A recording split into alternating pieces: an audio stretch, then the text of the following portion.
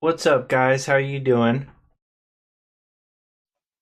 I'm going to start the stream with an incredible cover of Hollow, originally performed by Yosh, and by Cosmo Canyon's own Kairosis.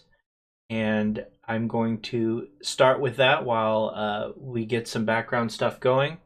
And then we'll jump into breaking apart the future of Final Fantasy VII Remake with special guest Viz from Cosmo Canyon. She's calling out to me. I can feel it. You remember that nice girl who came to find you? Well, now we have to go find her.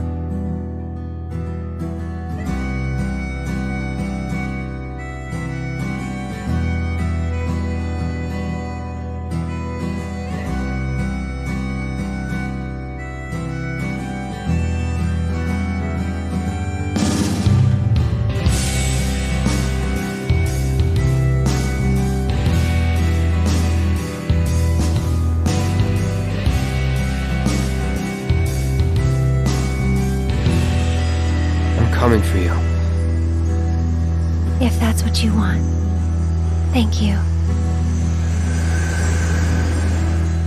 I would be lost, drifting along, floating up high, time after time.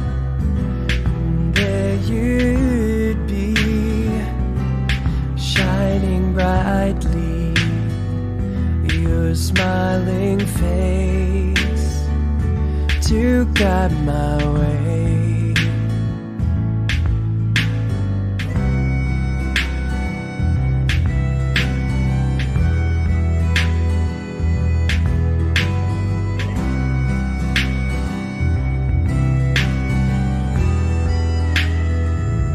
Bloody and bruised, brought to my knees when beaten down, when broken up, you would appear, reach out to me, heal every wound, and make me whole. Was it all a dream? Will I never know? Foolish and blind to everything. Had I realized, had I thought through, would you be here in my embrace?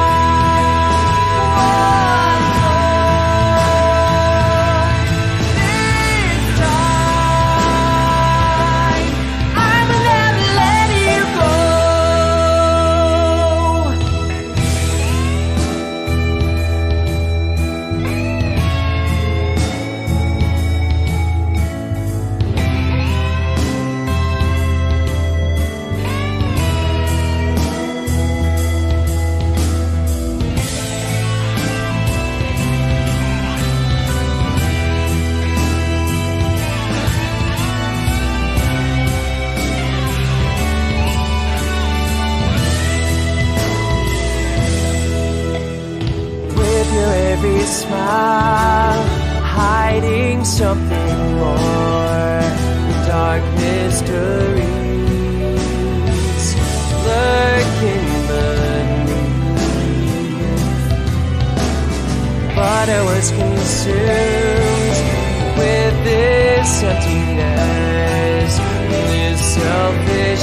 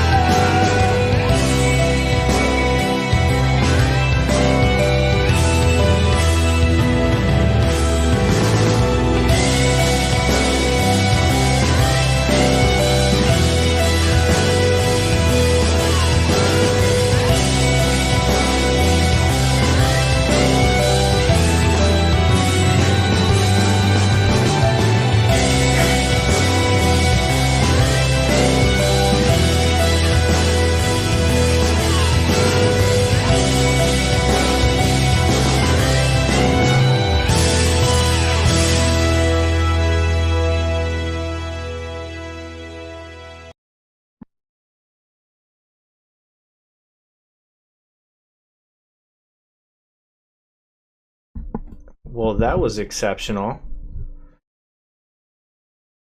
Hey guys, allow me to introduce Viz. Viz, can you say hi to our fine folks here? Hello, everyone, and greetings, fellow scholars of the live stream, if I may say so. How are you doing? I think they're doing great. And for those of you that don't know, that was Kairosis's cover of Kairosi's cover, Kairos's cover of Hollow, and that was I'm with Night Sky Prince on that. I low key think it's better than the original. Same Not here. to discredit Yash, it was very, very good. Anyways, welcome all, and thank you for the follow. And I'm going to let, before we get into the meat of this, which is the mysteries of Final Fantasy VII Remake, of which there are many, I'm going to let Viz introduce himself and talk about Cosmo Canyon Observatory and the community there and what they do. They've got some exciting projects that have both just started and are coming up in the future. So I'm going to let him introduce himself a little bit. So take it away, Viz. All right. So, the Cosmo Canyon Observatory, most of you probably already know that because most of you in the chat are from there, actually. It all started back in 2019 when I kind of had some videos going already and gotten a little bit more traction in the fandom. And my name, Vyzzuvazadth, is really hard to spell and speak. So I thought, I probably should perform a brand name change. And in the end, it turned out to be Cosmo Canyon Observatory. And so I changed everything, and since then I just have been keeping going with all the analysis, mostly some rough, some in detail. I also tried some live reactions to new trailers and stuff, but it's not really my thing. But yeah, it's just the analysis from day to day. Sometimes it takes a long time for the next one to come out because it's just so much work to go in all the detail and analyze the whole game and all the scenes and stuff. So please bear with me while I'm doing my work there for months upon months. And yeah, it has been growing, and a few scholars have taken up on themselves to create their own thing there. As probably most of you in here already noticed, there's a new video up on our YouTube channel. It's the pulse of the live stream, which will bring you news and just new stuff from the community, from franchise, mostly FF7R, and maybe some interviews in the future. It's just something on the side. I practically have no hands in there. I just provide maybe some input and make sure they are staying within the CCO brand. But that's about it. It's all on them. It's really all of their work, which means no slowing down for the analysis. That's right. You can get directly into breaking this apart. And so this is, I'm going to call this the inaugural video of my formal series, Babyseal Team VII. And the concept of this is it's all centered around Final Fantasy VII. On my channel, I may expand to other titles too, but this show is Seal Team 7, and it's specifically about Remake and the future of the franchise, the bizarre, lore-heavy direction that they've gone in. And so these discussions are going to be, we'll just call them competitive theory crafting. And I'm really honored to have you as the first guest of this. I've been a longtime fan of your attention to detail. You have a very rational take on things, and I think that's much needed in the fandom. And I am excited to have some guests on in the future here. Over the next coming weeks, we're going to have we're gonna have Blitz on, I believe, next week, and he may or may not be joined by Ray Kaufman, or Ray Kaufman may be the week after that, or we'll figure that out. But we're gonna keep going with this, and I'm pretty confident that there's enough disagreement about the direction Remake is going that we could talk about this for a long time. In fact, we have. I mean, you've produced hours of content just breaking apart mysteries, and Sleep Easy's videos are now at about 10 hours total, and nobody knows for sure what's going on. We just have to theorize our best, and that's how I think that's really the magic of the way that Remake took an established lore, an established story, with a fervorous and often tempestuous fan base, and enabled them to throw their wildest imagination and all their best faculties at coming up with theories. So there are obviously, a bunch of hot button topics when it comes to Remake. The Whispers are a big one. You have a great video on the Whispers and what they do, and so I would like to ask you first, if you could give a little TLDR of what you think the Whispers represent. Oh boy, it starts up very interesting. The Whispers. So there's a lot to say about the Whispers. First off, it's hard to decide where to start because there are so many facets about them. I already had a hunch when some trailers dropped where they were showcased before we even knew what they were. I thought they were kind of corrupted souls by Jenova, and tried to prevent Cloud and the others to actually do what they do and bring them on a different path, because they were harassing Aerith. They were drawing Tifa away from Cloud.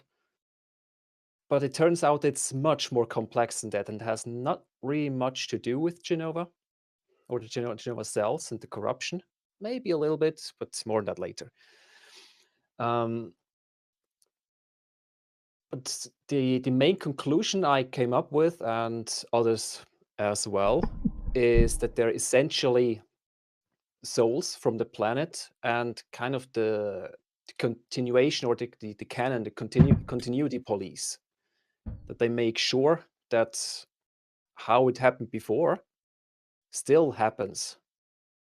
Like that the plate drop happens, that Cloud makes it onto the second mission, and all the other corrections they had to make, and also that Barrett survives. Follow-up question. When you Yes. say when things are they correct the timeline to make things happen as they are supposed to, do you mean Yes. the OG timeline? Yes. Like what all the events that happened in the original game and canon, but mostly in the original game because we're only in Midgar. That's all still supposed to happen, not to the minute detail, but like the overall chain of events, the main chain of events. Whether we see, like, let's say, Chapter 4 is a pretty extensive departure from the original game. There's so much more, and also most of Chapter 3 that never happened, but it inserts itself very neatly into the whole canon without breaking it. So there's no issue there. It doesn't change the timeline. But if the plate fall didn't happen, this would be a disaster for the timeline. So this must be ensured. Hence why they prevent Barrett and Cloud from stopping Rude and Reno from pressing the button, for example.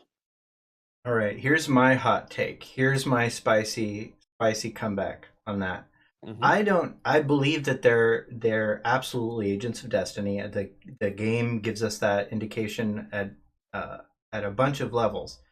I am not entirely convinced that what they mean by destiny is specifically the OG timeline. I I don't know if that's a good way to characterize what they're doing. Not just because some things do occur that are outside of the canonicity of OG, the Whispers do not get involved in, and you could say they're inconsequential. And that's certainly a valid argument. But I think, and you can correct me if I'm wrong, but I don't believe that I am. Uh, Most of the translations and localizations agree that the the three whispers that are tied to the remnants of Sephiroth, Croseo, Rubrum, and Viridai, have a assessment description that matches what we see here on the screen, and that's an entity from a future timeline that is manifested in the present day. It fights with guns to protect the future that gave shape to it. So specifically, Yes. these things are manifesting to prevent themselves from not existing. That does not necessarily tell us that it's the OG timeline. I don't. I think that they are both departing from the OG timeline for the the supposed tabula rasa of timelines, like the we could call it Beagle Prime, whatever you want to call the timeline the that's being adjusted, by whatever Aerith and or Sephiroth and or the Whispers. But I'm not convinced that they're gonna try and say that, oh, that's the OG timeline that we're changing.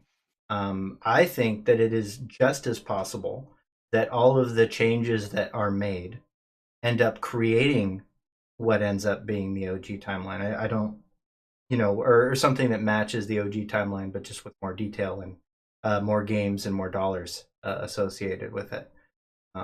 So that's a potential take. And you're certainly not wrong, because all I've worked on so far still matches. I would just word it a little bit differently. Yeah. Like, let's go back to Viridi, Rubrum, and Croseo. what was the Croseo, exactly.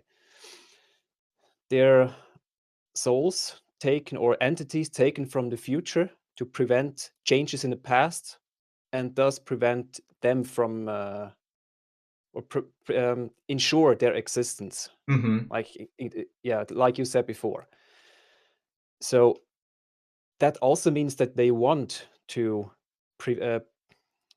keep the original timeline intact, because that's what leads to Advent Children, and that what leads to Kadaj, Yazoo, and Laws to exist, which those three entities represent.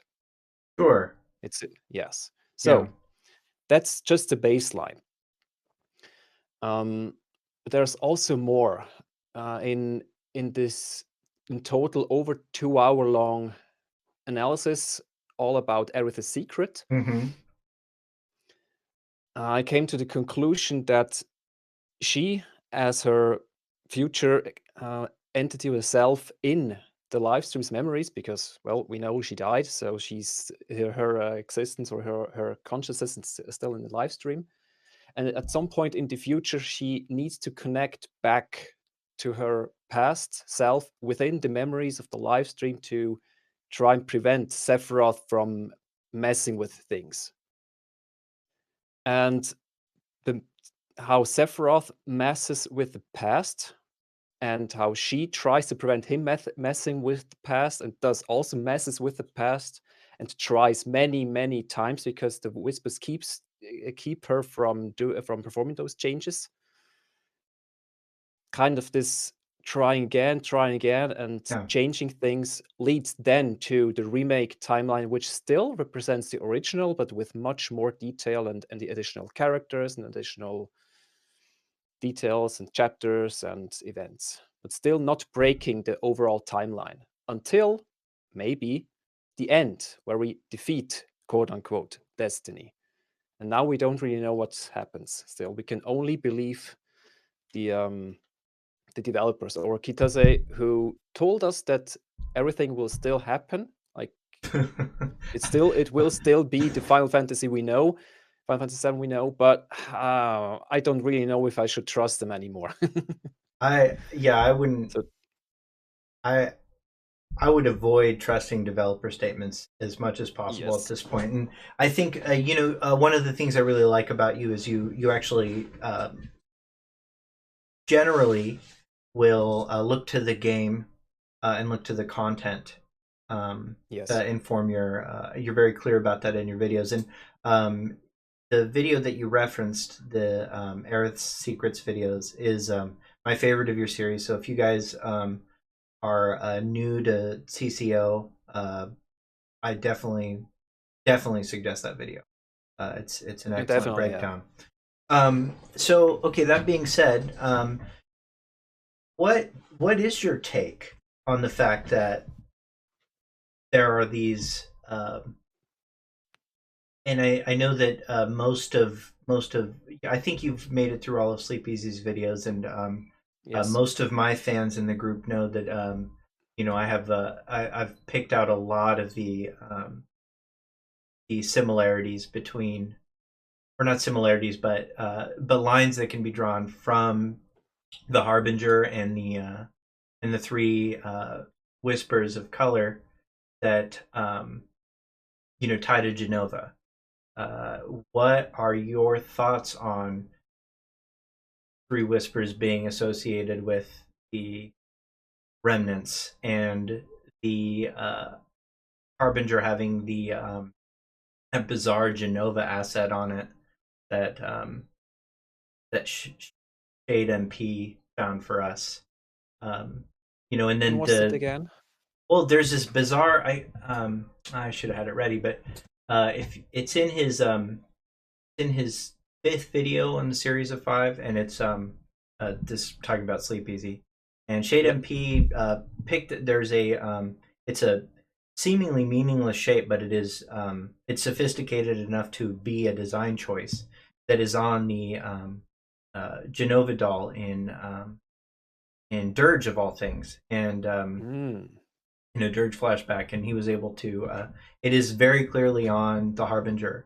That and the purple cage. There's just a bunch of energy associated with Jenova and the Whispers. So you think they're meant to represent like that, this planetary weapon, this function of the planet that corrects time, etc., has been corrupted by Jenova, perhaps 5 years ago when Sephiroth jumped into the live stream. What are your thoughts on that? Corrupted, definitely. To what extent and when is debatable, I guess. I will go more into this in future videos. I'll try to keep it brief but still understandable. That's his catchphrase, by the way, just in case you guys didn't know. Viz has a catchphrase. Is more on that later. Well, later within the same video, and more on that in another video is, well, sometime in the future, whenever. Because there's so much to talk about, and I can't just talk about everything in one video, so I have to reference a future one. And also to bring people on board to subscribe so that they also watch the future videos. But it's more of a practical reason. Definitely. So there are so many different hints that the Harbinger and his three little companions or minions, however you want to call them, are derived or kind of corrupted or influenced by Sephiroth and Jenova. There's, first of all, the purple color. Baseline color of the Harbinger, and the purple cage within, which shatters when we beat him, and then Sephiroth appears right after. I already talked about this in brief in the Whispers video. I'll go more into that into that in a future one. Okay. Yes. So that's one. Then the other one is really a really cool detail I forgot about. I think, yeah, somebody mentioned it. I'm not sure if I read Shadam's take or if this did Sleepy really mention this directly in the video, because I don't Yeah. remember him. It was Okay, either then in I 4 or just have a bad 5. memory. I'm sure there's people in the chat that, Oh, that probably can tell 4, me. Yeah. because I watched 5 recently and I don't remember this being mentioned. And this is not in the Aerith Dies video, which is his 6th video. No. Yeah. Okay. Oh, it's right. This is the 6th. Okay. Yeah, No, yeah. then it's probably the 5th. Yeah. Yeah. Just the last one of the structure of 5. Right. Right. So I watched all of them. It's and a lot. The 6th So one if you was miss late. details, nobody's gonna Yeah, be for mad sure. at you. Except it for has been a while. nobody, and I mean nobody, missed the details that he got wrong, and like and myself included. That's how I forged a friendship with him. Is like, Rufus isn't half Cetra. Come on. But anyways, go on. Yeah, I also disagree with that. He does too. He totally yeah. If he could undo that, he would. Yeah, that's fine. Putting out theories that might Yeah. happen or might not turn out to be true, that's completely valid. Like Pez does this all the time. So it's fine. Okay, so that officially means that when Pez comes on the show, Viz will also be there, and we can just hash it out, make it spicy as heck. Oh, for sure. Yes. Yes. But then I probably need to watch his remaining videos I haven't seen yet, just to be up to speed and to debunk even more. Maybe, I don't know. Just have fun. Yeah. No, this is all fun, and I'm sure he'd agree. Yeah. Oh, for sure. I also get things wrong sometimes. Maybe we'll see when part 2 comes out. Maybe if it even answers all the questions, that's also debatable. Yeah, but also going back to those whispers. Sure. Since I believe that this purple heart is a prison to keep Sephiroth in place, but since we already see that Sephiroth takes control more and more over the course of the Midgar arc, I'm pretty sure that his influence is the reason why the Whisper, Crosseo, Viridi, and Rubrum are even shaped after Kadaj, Yazoo, and Laws. Mm-hmm. Because otherwise, why would it take those? Why wouldn't it just take the future versions of Barret, Tifa, and Cloud, which I at first glimpse thought about, because it's if you don't have Advent Children in your mind, a gun person, a glove person, and a sword person, and you already start with Cloud, Tifa, and Barret. Yeah. Well, of course, it's their future selves who try to prevent their past selves to change the future. But actually, this makes much more sense. Right. Yeah, Barret and Cloud and Tifa will still exist in the future. But Kadaj, Loz, and Yuzu probably won't if we change Destiny. So it's much more sensible to choose those from a storytelling perspective. It is. So, yeah. It's a little irritating sometimes when they insert a story beat like that is hidden behind an Ultimania. But it is what it is. There were obviously the first Ultimania for Remake did just point out that the attack was the same for Viridai, or was it Crosseo? Crosseo is it was Viridai. So yeah, exactly. Yeah, the teal one. Right, and so it pointed that out, which was the Velvet Nightmare thing. It pointed that out. Yeah, exactly. So the Velvet Nightmare is Yazoo's gun or the guns. Yeah. And so that might is that? That's Crosseo. That's Crosseo. Yeah. Brady is Laws. Yeah. And so so it basically, for those of you that don't know what I'm talking about, Remake Ultimania, when it was released, drew attention to a parallel between Whisper Crosseo and Yazoo. One of its attacks in Japanese is which is called Amber Whirl, and in Yeah, English, bad it's just a translation. terrible translation. Yeah. Is in fact the name of Yasu's weapon, and so Yes. it drew attention to that parallel, and then in the Materials Ultimania, it uh, further illuminates the parallel by saying that there's a custom cutscene where Viridai, oh no, the Viridai is Laws. That's a Viridi is laws, yes. so yeah. Rubrum is Kadaj. Kadaj. Viridai is Laws. Laws is the one that he will warp behind Tifa Exactly. in the exact same way that he doesn't have it children. So it sort of cemented the connection between the two, and but without that information, you would just assume it's the future versions of the party. Yep. It'd be pretty hard not to. And there's a Norse mythology tie.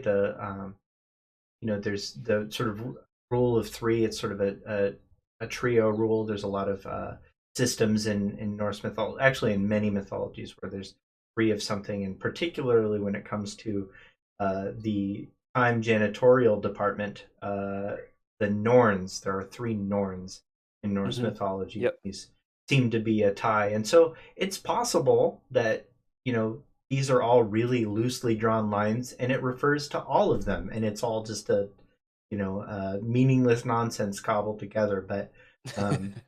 But I'm not leaning in that direction. I think that it's pretty clear based on intentional information forcing us to draw that connection from two Ultimanias in a row. That there's something significant there. Yep. Doesn't the Ultimania itself spell out that those are Kadaj laws and Yasu? I think I read something somewhere, one of Audrey's translations. So, and Audrey did a great job translating, but you can never be too careful, and so that's true. Sleep Easy and I sort of cross-referenced that translation, and it's in the mysteries section, the original Ultimania, and it's really just drawing a parallel. It just says, that's interesting. Look, this is the same attack as the weapon. It draws the parallel between. Okay. That's all that it does. But I mean, why do that? If not, and then also the final battle in the material Ultimania, like it has a battle prep sheet, and it just calls it the Advent Children fight. It says AC fight. That's what even it calls that. The soundtrack. Even the soundtrack alludes to it. It's called Advent. Yeah. Like how's the full name again? Chat, Singularity Advent or something. Yeah. Hang on, I need to check this. Okay. This is going to bother me because I hate to This is what I love about you. I know that this bothers you. It bothers me too. Yes, so. It does. It does. And then I'll think of our next topic. All right. Remake, soundtrack, 17. And I am sorry for not necessarily watching chat too much. Same here. I can't multitask. Yeah, and also special thanks to Night Sky Prince for one being here, and two for managing chat for me today. If any of you get out of line, he has full permission to permaban you. I trust no one else with that power. Actually, I trust a lot of you with that power, but him in particular. So, just reading through the chat here.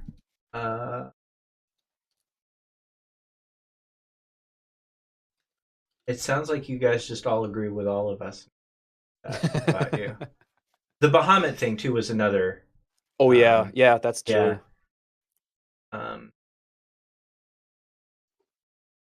Another tie, and actually, I do think that they bring up Bahamut in Ultimate. I feel like Gene knows this.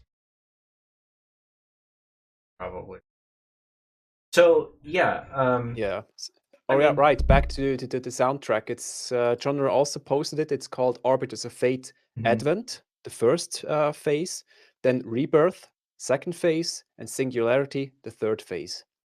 I forget when exactly they start and end. I think Rebirth starts when we receive the first glimpse of the future. And Singularity, I think, starts when Barrett splits off to be ready to shoot at the Harbinger, or is Yeah, it to later? I do the don't quite limit breaks remember. that we don't have access Yeah, to. That's really yeah, upsetting. Yeah. yeah. Okay, so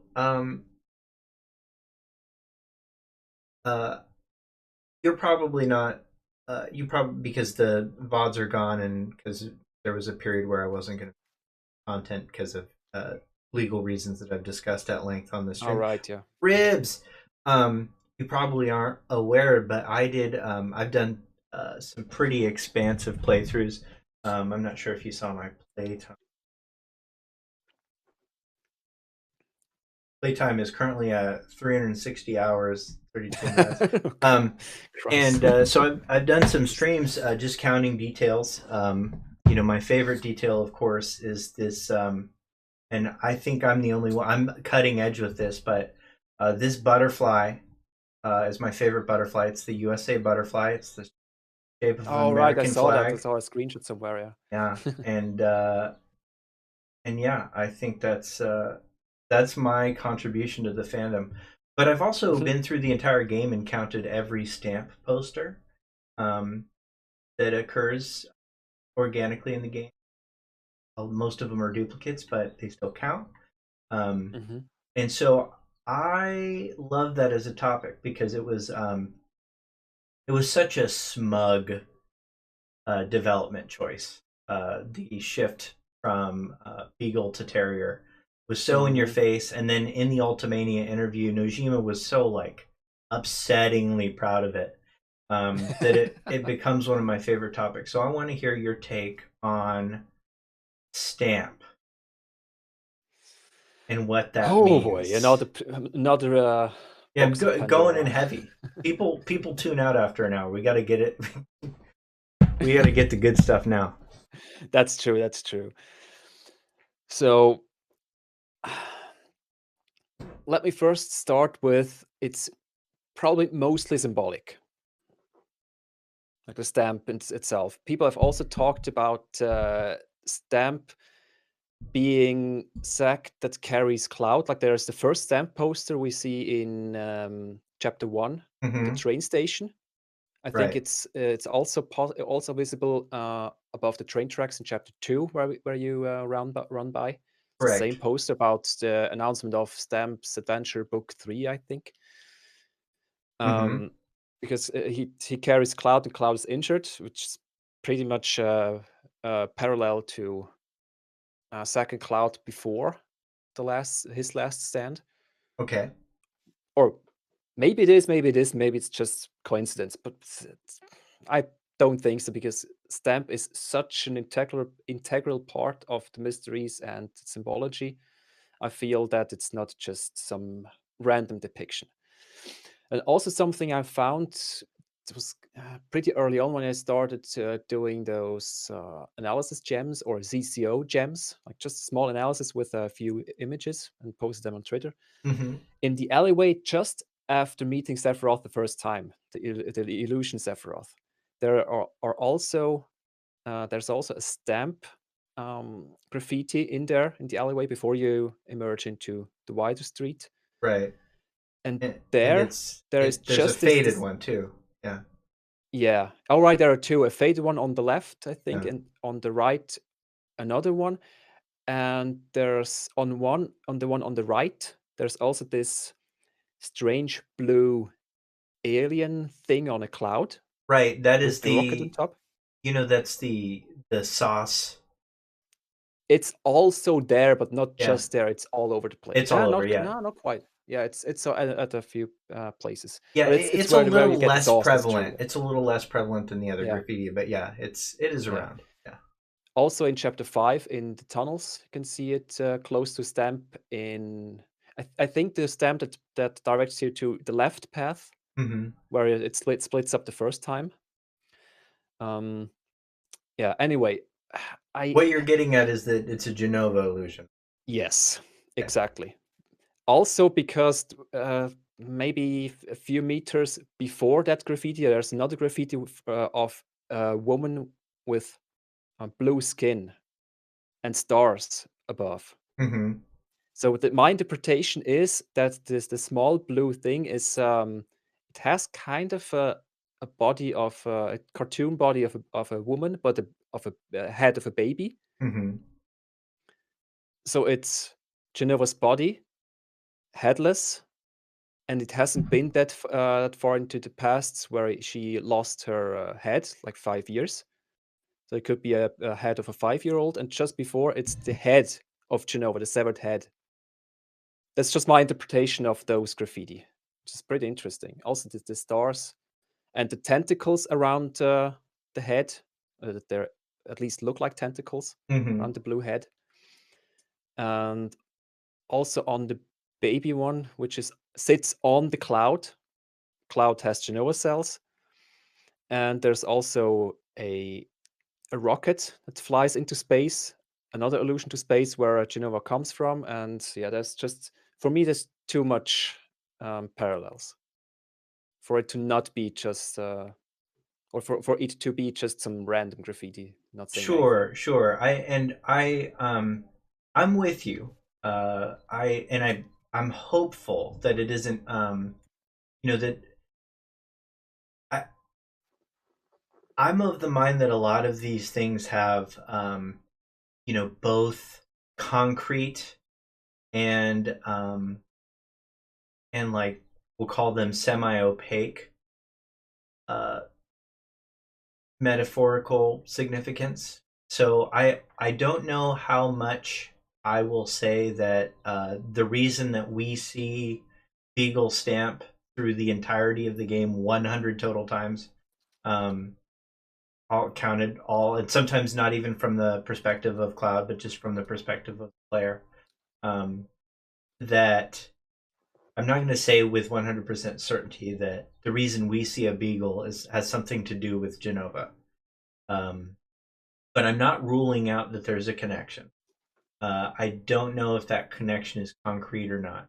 I don't know if there really isn't a way to know for sure. No, I hear what you're saying. What do you think? I'm less sold on, and I also think that in terms of like looseness of connection, the Zack being Beagle stamp thing isn't quite.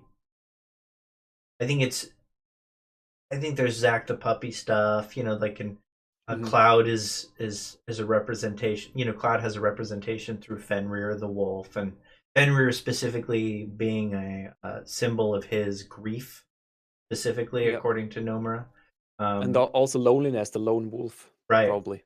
Right, and so those are lines that can be drawn to make concrete statements like Beagle stamp is Zack.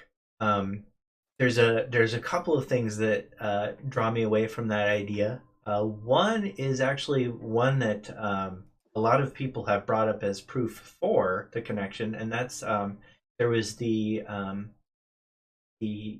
30-year presentation.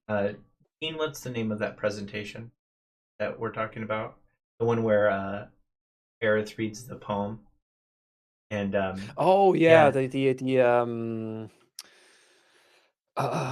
know the farewell exhibition thing, where they recreated the the memories church. of you. Memories of you is what it's called. And in that he says, "Stamp, you're gone too."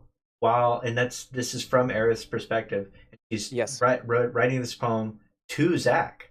So it doesn't make sense that Zack is both Stamp and Zack. That's in that true. poem. Yeah. Some people have thought that Stamp, she refers to Stamp as Angeal's dog form. Yeah, and that that's even a possibility. Yeah, for sure. And what that represents, sort of in a more metaphorical, loose state. That's one of the things I'm not so sure. I think that I think the easiest way to conceptualize it is that we're now we're probably going to move forward and see terriers all around. Yeah. That's going to be my guess. I have a feeling you're in a similar mode. Yes, definitely. I still need to finish the Cloud and Sephiroth videos and Right. then move on to the ending, and then I'll try to really flesh out all those thoughts I have and notes. And But there's also something else I need to mention. yes. Silverwheels has posted a tweet quite a while ago, January 30th, where they draw connections from the Beagle stamp and the Terrier stamp to war propaganda. No, not propaganda, I think, or war movie. No, wait. One is an actual ad for dog food inspired by army stuff. Another one is, I think, It's just a chip bag, documentary or yeah. something. Those are Yeah. directly from the Materials Ultimania, which I strongly recommend you get. Oh, are they? Yeah. Hang on. May I post it in the chat? Oh, The yeah. link to the tweet. Where is it again? Hang on. Yeah, I think only 30% of the chat is banned by Silverwheel, so yeah, Okay. it'll be fine. I don't really know who No, don't worry about it. is Don't worry anyway. about it. Let's move on super quick. All right. So no, yeah, that's interesting. I think at this point we can kind of conclusively say that it's not just not a regional thing, and it's probably not just to represent the passage of time. That was one of those very annoying theories that came out. It was like, oh yeah, Terrier Stamp's just older because this was back when. Oh no. Yeah, I but don't it think was so. like 2 months ago tops. Yeah. And then also, so now with the first Soldier trailer, the first Soldier trailer has the same very prominently featured Beagle stamp poster, 30 years in the past. And so that's another thing that takes me away from the concept of a Jenova illusion. So. Oh, by the way, just something I need to make clear. I don't think Stamp itself has any connection to Jenova, just this blue thing that also sits there. Too late, you already said it. It's now associated with you forever. Sorry. Fine. No. It's ingrained in the internet's memory. A lot of it is I think you and I we're in this theory crafting world where we encounter a lot of theories a lot, and I know that there's a impetus to not necessarily poison the well with other people's theories, but it cannot be helped if you're in the kind of communities we are, where you're looking for information and then you come across somebody else's theory. And so if it came across like I was attributing that to you, I am sorry. I was sort of actually responding to a straw man of the Jenova. I see. Jenova is responsible modality. But okay, so do you have any more thoughts on Stamp? How about First Soldier and Stamp? What do you think? What do you think about that? What did you feel when you saw that? Other than that, it's in the wrong place. No worries. Unfortunately, I still haven't had the time, and also forgot to check more of the First Soldier footage. But I think you posted it somewhere, a screenshot of the First Soldier. I think it's in Wall Market, where you also see the same Stamp poster that's in the remake. And I'm not sure if this is intentional or if it's just asset usage by this other company because it's outsourced. Sure. I'm not quite sure how much Nomura, Nojima, and Kitase have actually or have power over all the details that are in there, or even notice all the details, or maybe even don't really care about certain deviations. I don't know. That is always a fear. Yes. That is always a very rational. Or it's just overlooked. But since everything seems to just be asset usage, Yeah, there's a strong possibility that it doesn't mean anything. On Mhm. the other hand, if the first soldier, which is also kind of in the line of the Ever Crisis canon, I presume, because this new um, this new lore or new addition to the story, which is also part of First Soldier, is meant to appear or also um, announced to appear in Ever Crisis as new story about this specific hero, aka Sephiroth, of course, at the past of a certain hero. I presume that both are in the same canon and represent the time before remake happens, Right. before anything gets changed.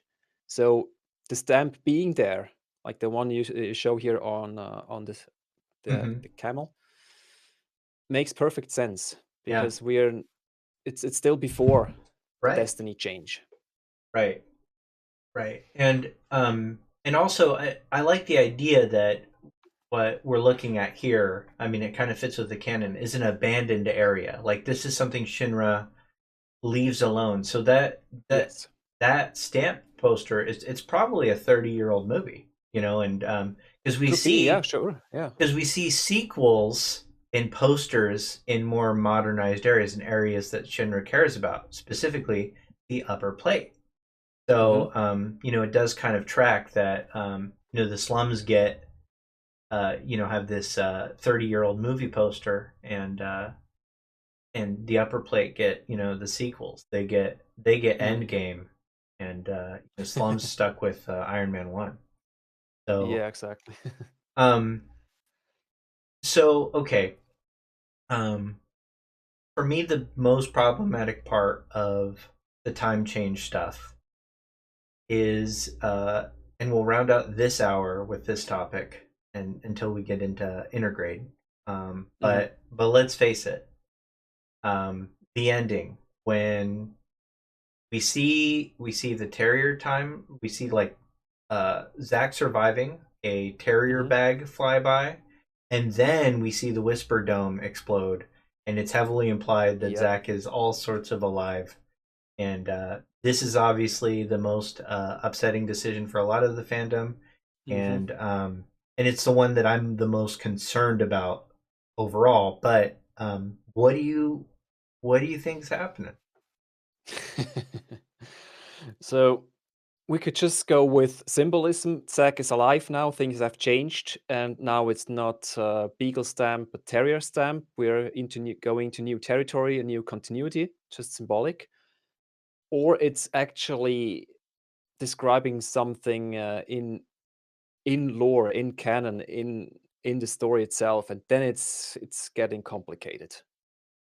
That's probably why most of the people just thought, "Oh, it's multiple timelines and stuff," and I just can't go with this, with multiple timelines, because it's a not a part of the themes or what Final Fantasy VII and the compilation set up. There was no time shenanigans, no time loop, nor no parallel timelines, no multiverses, no nothing. And introducing this now would just muddle everything, in my opinion. So I'll try to stay away from that as much as possible, as long as there's no strong evidence for multiple timelines. Hmm. Just as a background from where I'm coming from. I'm That with being you. said, I'm with you. I'm yeah. not in the multiple timelines zone, but we've got somebody on next week that is absolutely convinced that we're gonna be we're gonna be playing in like bulldog timelines too. So Nice. tune in for that. Well, I'm all for that. I'm also always open to hearing other theories, Sure. even if they're crazy as hell, because it's just fun. Yeah, that's fun. I just have Um, to disagree. so Probably. moving forward now. So Yeah. I agree that there's, you know, it's going to be largely symbolic. But let's Hmm. say they try to make it as concrete as possible. We're now Yeah. in the Terrier timeline. Let's Yeah. say moving forward, and in the Terrier timeline, the Whispers disappeared. Uh, you know, in roughly late September of Yep. of Triple-At-7, which means they're not around for saving Barrett. They're not around for saving the party like 3 times on the Midgar Expressway. One way they could concretely deal with the problem of 2 clouds or 2 Buster Swords is that the Beagle party is now in the Terrier timeline, and the Terrier timeline, the party died because the Whispers weren't there in December to prevent them from dying. Now, there are all sorts of continuity issues that this comes Yes. up against with the butterfly effect and the fact that Zack is alive and he could potentially have changed the stream of time. But I'm not convinced that Nomura, Toriyama, and Nojima are quantum physicists. So I'm not. I don't know how aggressively they're going to pursue those continuity issues. But I will say this: they have put a tremendous amount of detail into the story, and so I also don't want to just by default undercut them. It seems like they have a real plan, and they're really bad at not talking about it, and they're terrible at PR, and like Katase needs to shut up about Jesse, like the whole thing. But Oh boy. I know, but I do think that that I don't want to fully ride out the possibility that they've got something grand and well thought out, simply because they are who they are. Oh, for sure. Yeah, I'm pretty sure they have thought everything through. Well, what they thought is worth thinking through. And here's what where also the conclusion from Aerith's secret analysis comes into play. But first, about the continuity issues. When the Whispers are defeated and disappear in Zack's time, like which was about 2 or 3 months before FF7 starts. 2 months, yeah, Around that. late 2 months, September. yeah. Yep. Around 2 months. If we just take this as a singular timeline, and Sephiroth and Aerith actually traveled back through through time into the past to change things, then we have a problem. Because if the Whispers don't exist anymore, they don't exist through the whole Midgar arc. This means they can't break Aerith and Cloud apart, so Cloud would probably miss the train back to the slums. Mm-hmm. This would cause issues, and just all the other instances would just change. Also, Barrett's death and the plate fall and all those things. It just doesn't make sense to like undo all those things. Yeah, kind of. in a very concrete way, it's not good. It wouldn't be great storytelling to assume that everything happened exactly the same way, except for the Whispers weren't there to change it. Like, even things like the Whispers weren't there to like prevent Aerith from falling over in the church. Like, Yeah, exactly. to just assume that things would go on exactly the same, but with Aerith with a broken hip, etc. Like, Yeah. it's asinine, but perhaps they don't care. And I don't know if that would bother me or not if they didn't care. It would bother me if I were writing it, because it's that's not the kind of I like Dark on Netflix for time travel and continuity stuff. Oh, like where they care. that's a superb series. I love that. And even things like Interstellar and Tenet, where they really care about the function. Those are my kind of stories. But I can understand as a storyteller in Japan that you're just trying to create this opportunity, that the details aren't gonna matter that much.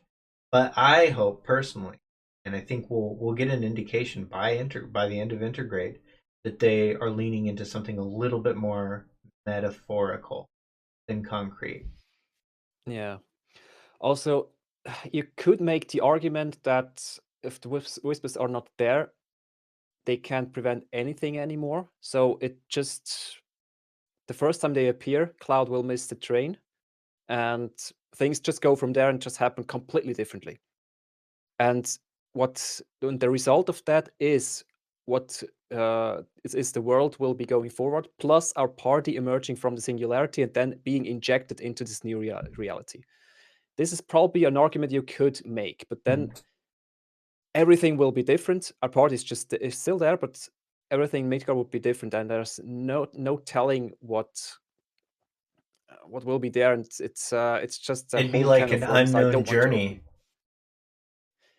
Yeah, true. But then if we go into a different direction and take my current theory and conclusion into account, that the whole Midgard arc was a representation of the live stream's memory, with Aerith and Sephiroth messing with it to completely try to change things. And with another argument that, or not argument, other fact taken into the mix, that the whispers exist outside of time and space, which we know because of the Whisper Harbinger's description.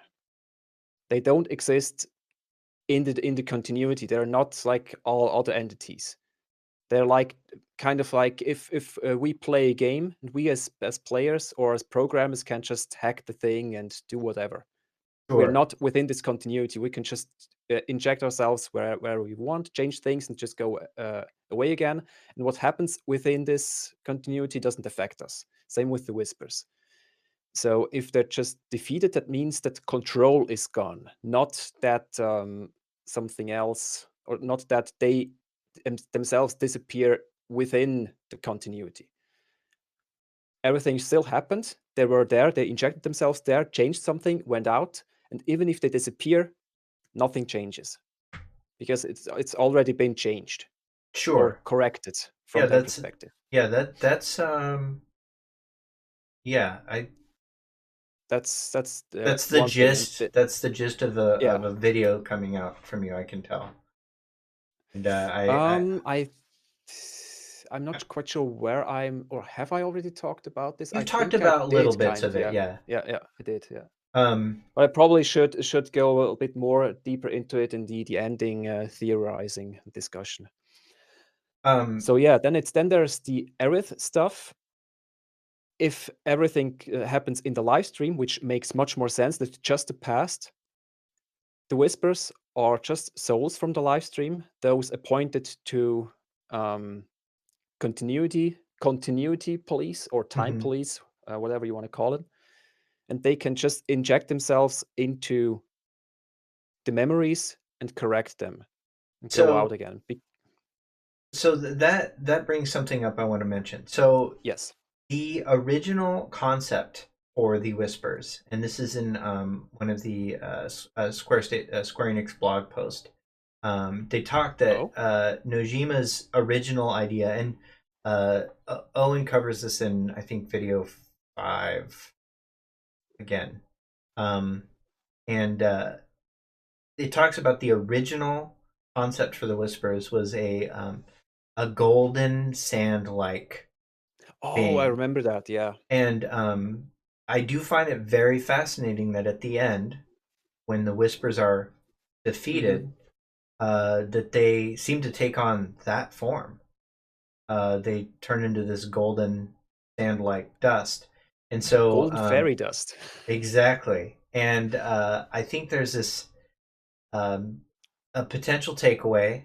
It's kind of what I'm 60-40 on, is that what we've really done is removed the corruption from the whispers. That that's what the fight was about, and and that way it's all of Jenova's corruption on this planetary device is now in the hands of Sephiroth, so that he can become whatever badass he's trying to be.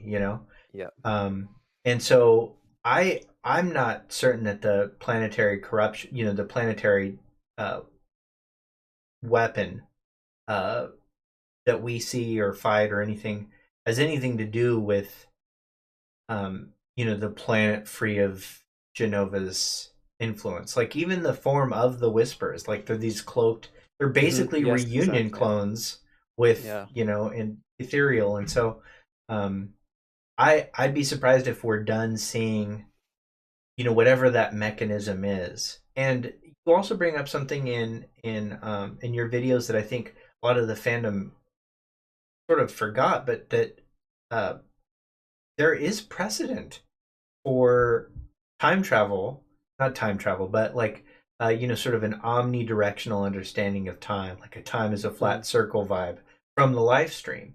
And I mean, even in the original, and you kind of have to look into you have to break the game apart to find this out, but when you fall in the church, Cloud talks to himself in the past tense regarding the events in the church, right? And you don't know that it's Cloud talking to himself. You think it might be Zack, but when they, if you look at the actual files and you look at you crack open the dev mode, you can see that it's actually Cloud. It's not Zack.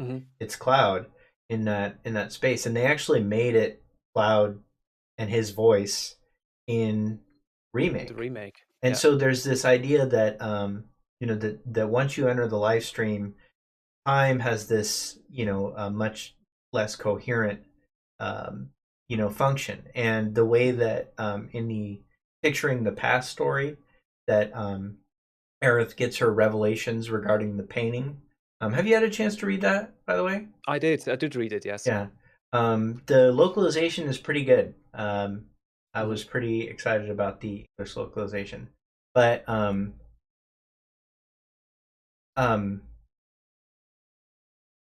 Rimavel is mentioning that it's not about the church. It's his memory of falling down the bridge in Nibelheim, and it's an OG2. Yeah. It is. I sort of misspoke. That I didn't mean like it was in reference to the church, like that scene in the church. But that's a good point, Rimavel. And so, anyways, there's this precedent for live stream being this kind of method for inspiration that doesn't necessarily bind itself to time in picturing the past. And so yeah, I'm with you that Aerith is sort of yanking levers and pulling chains from within the live stream. And that maybe what Sephiroth is doing is different. Probably, yeah, because I'm pretty sure he's trapped. He can't do just whatever. That's why he isn't able to do much at the beginning. Yeah. At the beginning, he can only harass Cloud, but by chapter 4, he can already kind of influence the Whispers through this enigmatic thing. It's almost as if the corruption is growing and his influence is growing. And so the concept of negative live stream is really fits the narrative pretty well. It does, yeah. I'm still not 100% sure if I should commit to this thought, but the singularity where we actually go to defeat the Whispers, the Harbinger, and eventually Sephiroth is actually within the negative live stream part, where Sephiroth is held and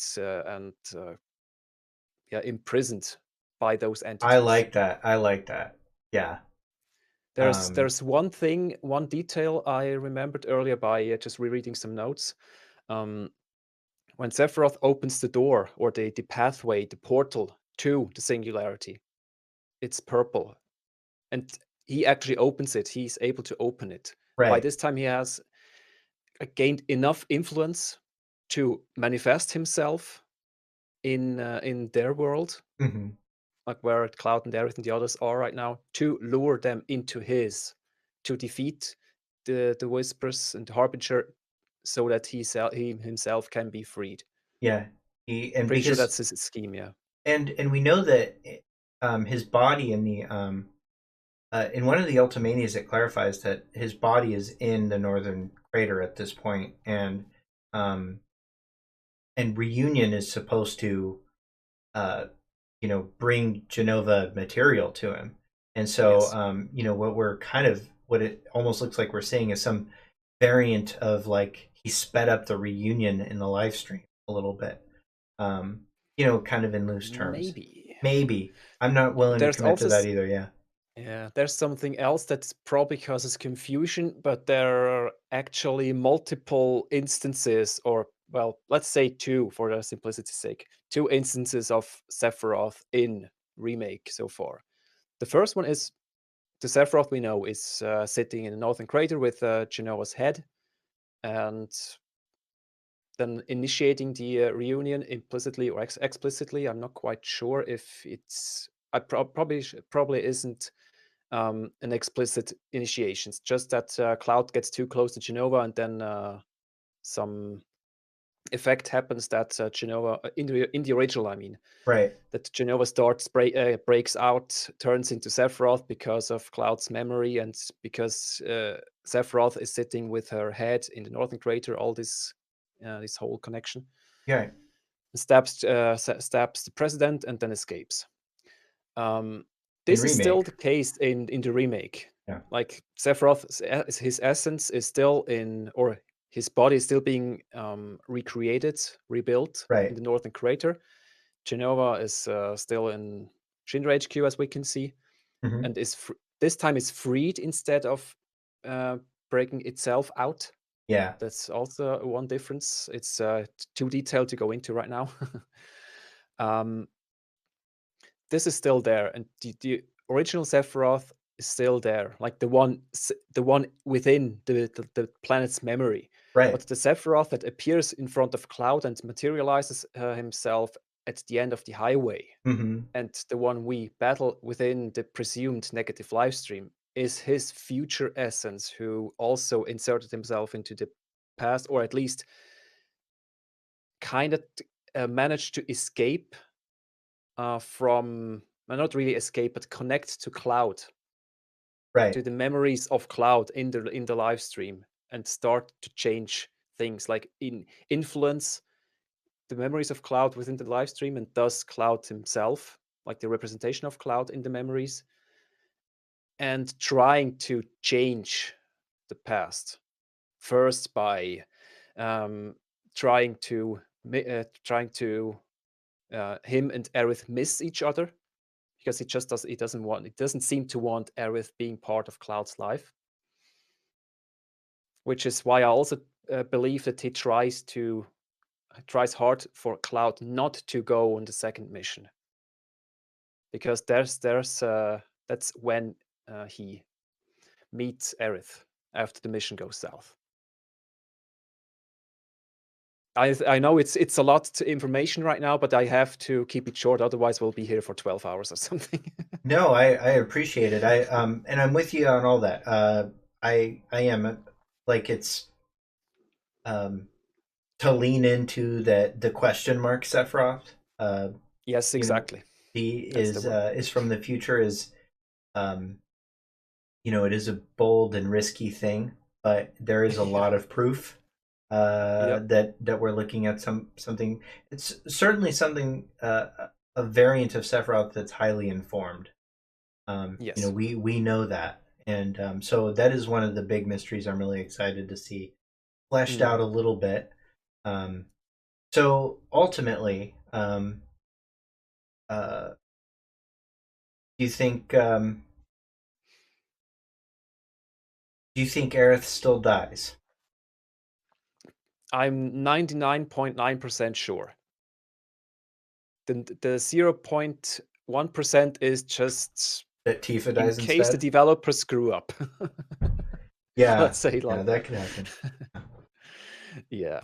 So I've watched Sleepy's latest video where he lays out why she'll still die, which is kind of more in terms of how Destiny. everything is constructed, and destiny, and the compilation, and kind of more metaphysical, or in the meta narrative.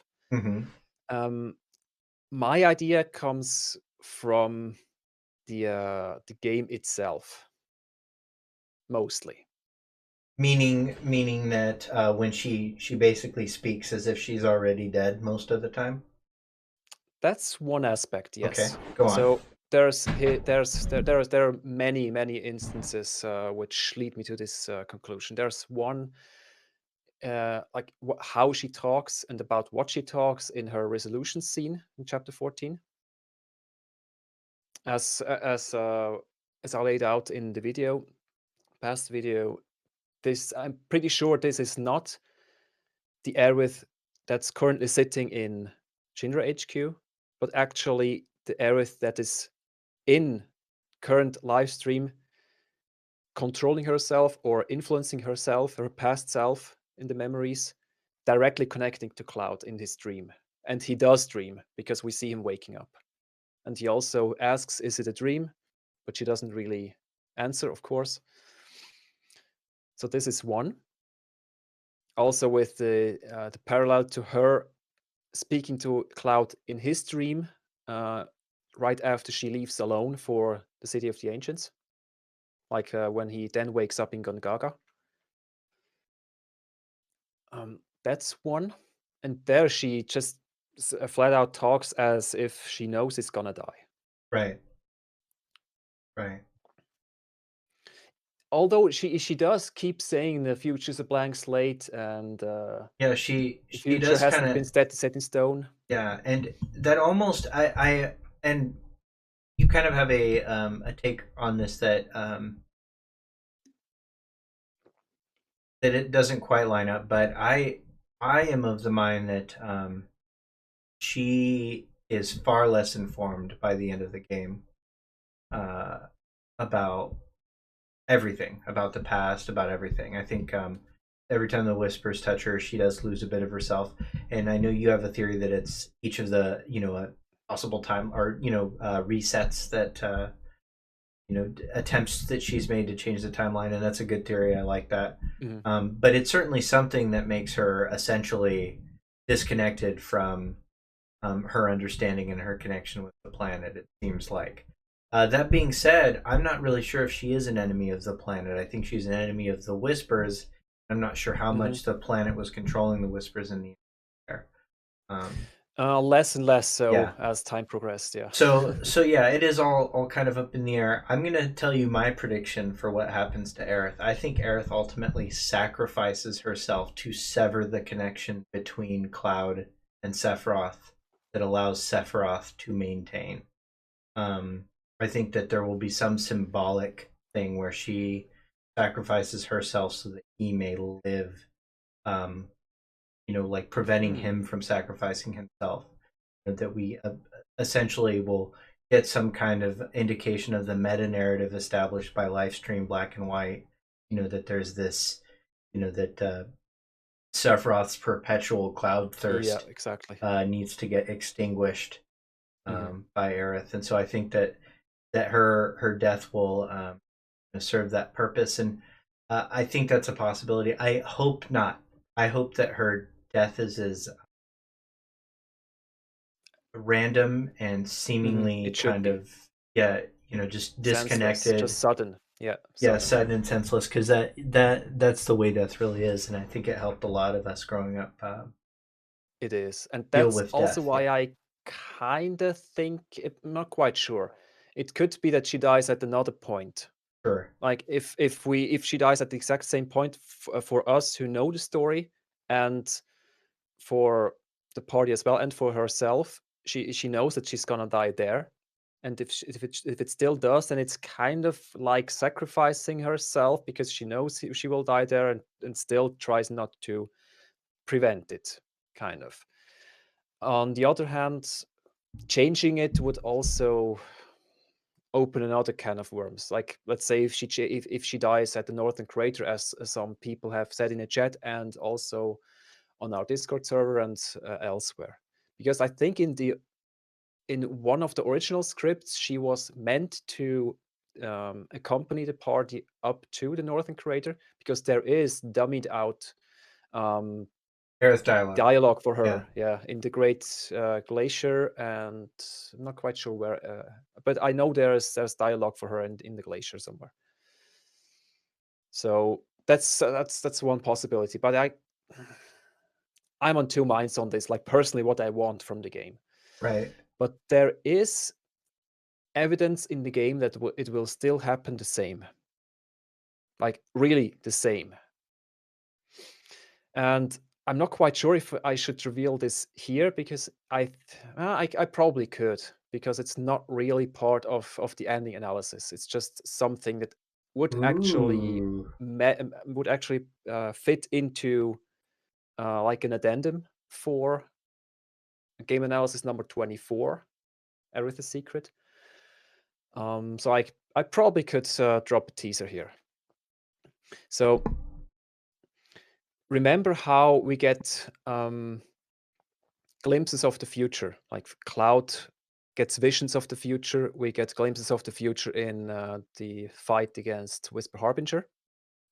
Some of them from Aerith, her death, and some of other instances. Now, if you look at all those closely, all of them except Aerith's death, just the death itself. All the others are directly taken from Advent Children, direct footage taken from there. Maybe a little bit touched up by post-processing, but it's essentially exactly the same. Yeah, even the sword is the same. Yes, exactly. That's shudders. I shudder to my core to see this, and this. It just doesn't make sense. Anyway, at least Zack's version of the boss's sword is the correct one now, like in the ending. At least that. So there's also the shot of Cloud burying Aerith in the pond, which is also directly taken from Advent Children. But the shot of her, we see where she prays and where the materia falls into the pond. Those are also within Advent Children. They could have just taken those as well, but no, those are freshly, newly created, remade footage. Although there is one argument you could make, because those flashes also appear in the pre-rendered cutscene, like in the FMV, the Svetra presentation in Shinra HQ, the one that Sephiroth presents to them. So this is part of a pre-rendered scene.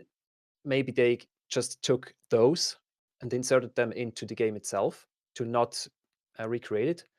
But this also doesn't make quite sense, because they have the Advent Children version, could have just taken those and inserted them into the game, like all the others, like Red running through the valley, Sephiroth, Clouds facing off, and Meteor and what have you, because there's also recreated Meteor segment in the FMV, in the Cosmo Theater. Yeah. And it's not the same as the one we see in Chapter 18 in the battles. Right, in the battle scene, yeah. Yeah, Different. It's not the same. So this argument probably also falls flat. So this only leaves the specific shots of Aerith praying, her holy materia falling into the pond and then glowing in the pond. Those are remade, only those. All the others are not. So my conclusion is those which are remade, her death, will remain. Those will still happen, and all the others which are taken from Advent Children are just glimpses of the future that don't happen like this anymore. Like, since we changed the future, since we changed destiny, some things will happen differently, and those exact moments won't happen exactly like that. Interesting. My current theory, yes. That is a great observation. I can't thank you enough for sharing it here. Exclusive content, everybody. Yes, exclusive. Although also shout out to Rimavel, who also contributed to this theory. Rimavel, thank you for contributing to that theory, and every interaction I've had with Rimavel has been incredibly insightful. Definite lore master right there. Yeah, it's really true. It's a great addition to Cosmo Canyon Observatory, and without her, I probably would forget half of the things I need to do for channel, for the community and everything. So she's a really great help, not just theory-wise and lore-wise, but also for reminding me of stuff and helping me, especially with the editing and all the other stuff. So big shout out to Rimavel. She's blushing. Big shout out. Okay, so There's been so much chat, and I know that a lot of it's been real spicy. And I'm sorry if it didn't respond to much of it. NSP, yeah, I'm with you on what you're saying. I, I th- I'm not totally sure that they're gonna well, I mean, yeah. You're saying that I like that theory, and I think you were talking about the that Aerith sacrifices herself to sever the connection between Cloud theory. Yeah, like all my theories, like I'm 51-49 on everything. I think that's all any of us can be at this point, really, um, until more stuff comes out. I'm gonna bring up, let's see, one more mystery from existing material, and then we'll just hop into what's happening now with Intergrade, etc. Um, and you do cover this a little bit in your Aerith video, your secrets, or in your Whisper video, actually. Okay. Rufus. Why can Rufus see the whispers? Yeah, that's an interesting one. So first off, he doesn't see them in chapter 17, before and after he fights with Cloud. They're swirling all around, if I remember correctly, They are, also yeah, during the constantly. fight, constantly.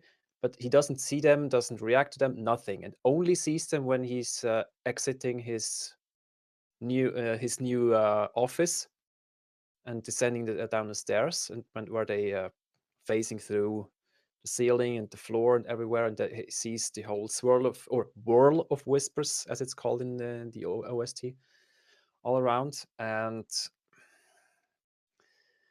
it's really interesting, but it also ties into our current conclusion of how people see the whispers. Officially, it's just those who came into contact with Aerith, but I have to severely disagree, because it doesn't make sense if you take everything in the game shows you into consideration. Because Aerith doesn't come into contact with most of those who do see the whispers, and probably has come into contact with those who don't see the Yeah, whispers. it'd be insane that she didn't touch Sung when he Yeah. like abducts her. Like it's insane to Or think that, that. yeah. Yeah. Well, you could maybe make an argument for, well, he never touched her, but the others always grabbed her and stuff, and you don't see it, so Yeah. you can There's maybe plausible assume it. deniability. Yeah, and he has gloves on. Maybe this doesn't count, Yeah. but no, just no. And there's also an argument we made that those who Aerith touched, not just touched, but touched fate, in the context of fate, like Cloud, and that the ones who then come into contact with Cloud also see them. But this also doesn't make sense, because Biggs doesn't see them, and he touched Cloud in chapter 4. Cloud also battled Rufus. He battled Reno and Rude. They all don't see them. At least for Rufus, it's in chapter 17 where he doesn't see them. So the conclusion is that the only one that makes sense, and where you don't have to come to assume crazy things, is just they themselves appear to people if they think it makes sense. For them. For example, yeah, for them, for the Yeah. whispers. And, For example, Cloud's dialogue in chapter 4 basically says that. It basically implies it says when you come into contact with them. Like when you touch the whispers, then you see them. But this also doesn't make sense, because one. Oh, I thought one of the it was when they come into contact with you. Oh, or you're probably that. right. I don't, yeah, it doesn't really matter, because contact happens both But ways. contact anyway, doesn't necessarily mean physical contact. Like it could just mean that because they're not physical beings, they're like ethereal. Yeah, so right, contact could imply intention. Yeah, So, maybe. but I understand what you're saying, I think. Yeah. The thing is also in chapter 8, when Reno and the others go after Cloud and Aerith, one of the infantrymen shoots towards Aerith, then she slides down the rocket, and then is protected by the Whispers. One of the infantrymen wants to grab her, and then physically gets repelled. So this is also kind of contact in the context of fate, as in protecting Aerith, because he's not supposed to grab Aerith. But he still doesn't see them. Right.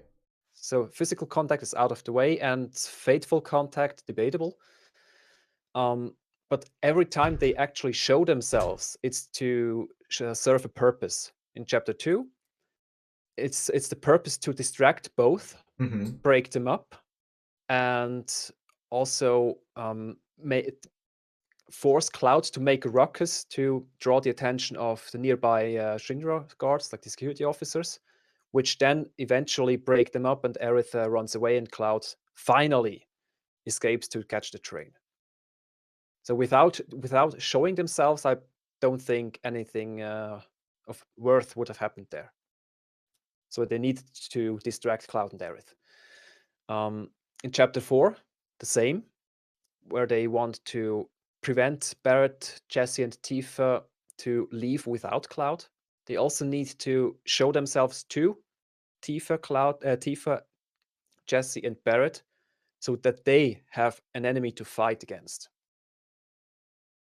Because if they didn't see him, it doesn't really make sense. Like, just, oh, I can't go there. What is this? What is this invisible wall? Right. It would just cause confusion, be weird. So yeah. Rufus.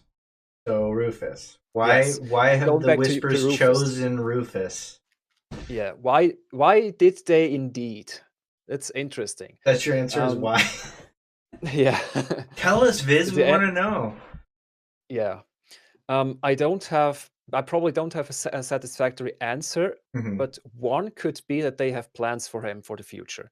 Since by that point, they already know Sephiroth and the party probably won't stop fighting against them, and they probably want to make sure that even after they disappear, even after they are defeated, that something else could kind of carry on some mission of sorts to make sure that something doesn't happen or will happen or something along those lines. It's hard to exactly express what I want to say without going into the details, but yeah, essentially that it's part of their plan after they're gone. The same reason that maybe Zack is alive. Yeah, exactly. That's what I wanted to get at. That Zack and Rufus are part of their fail-safe plan, so to speak, even if they should not be able to intervene themselves anymore. Yeah, I see that as a real possibility.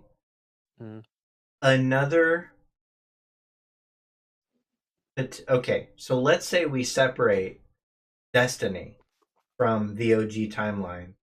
Somebody brought this up, and I like parts of it. There are parts that don't work.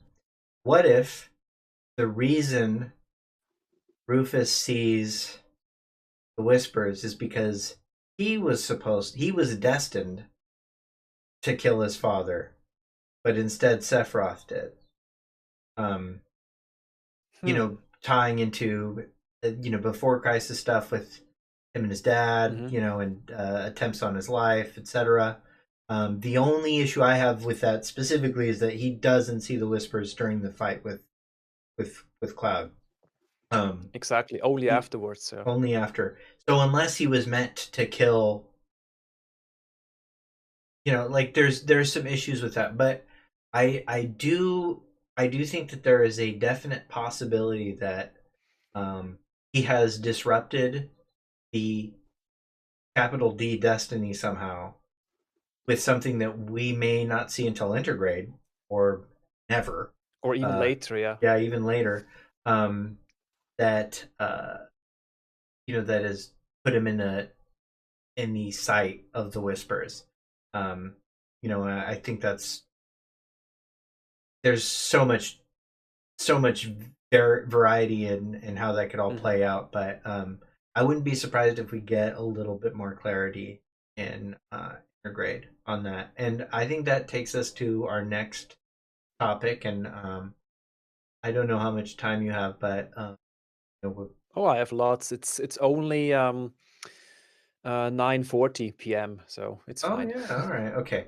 So we'll go on as long as is needed, but within reason. Yep. So let's hop over to Intergrade.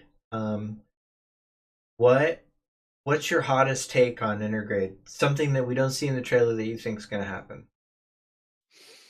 Hottest take that I haven't talked about before, I guess.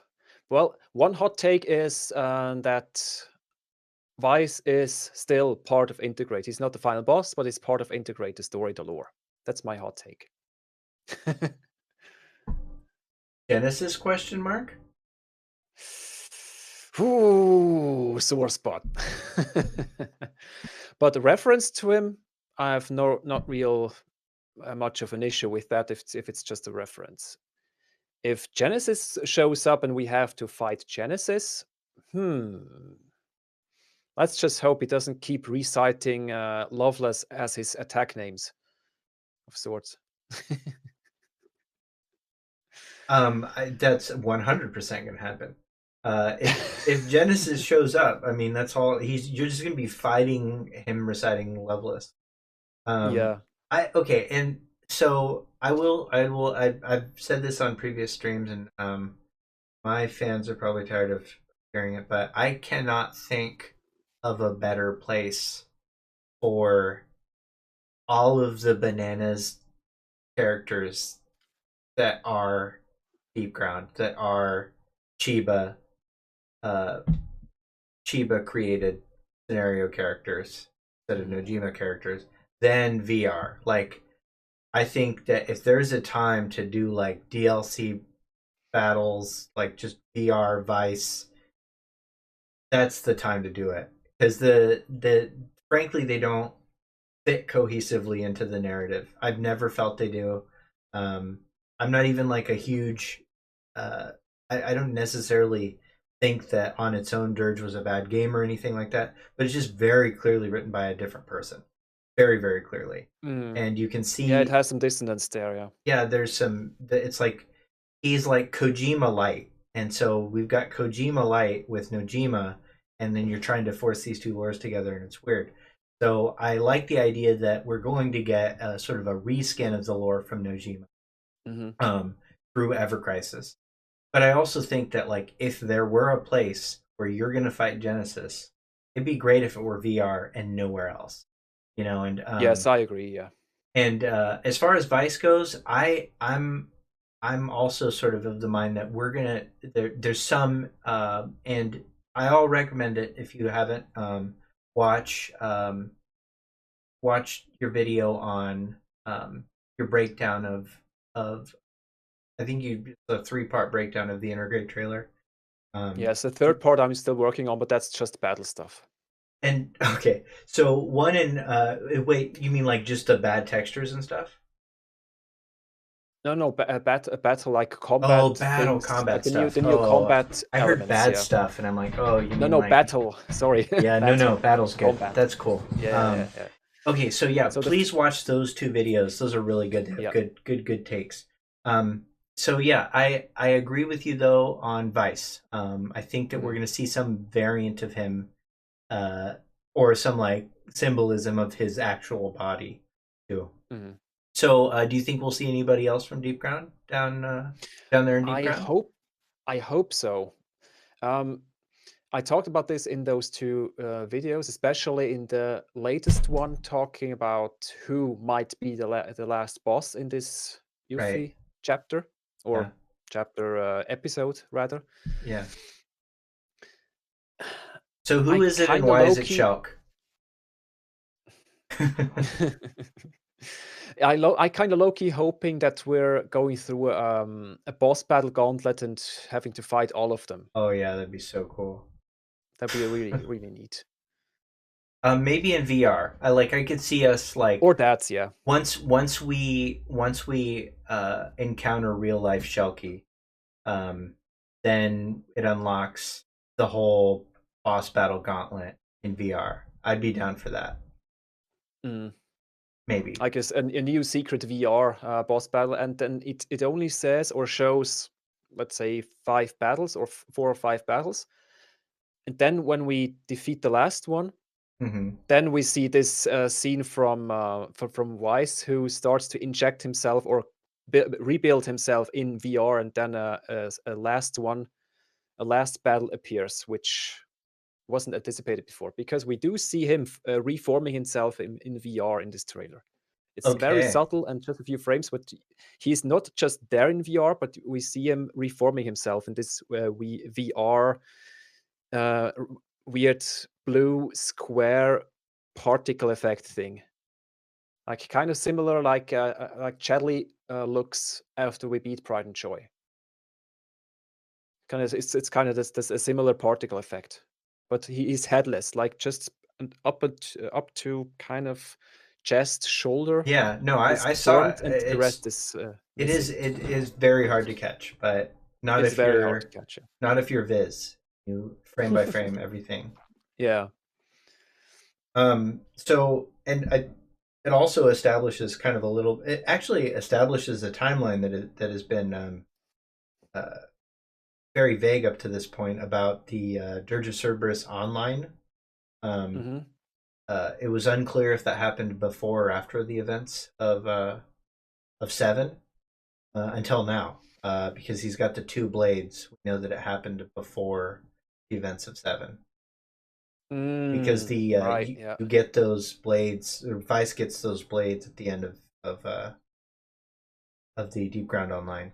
So that's is it part of those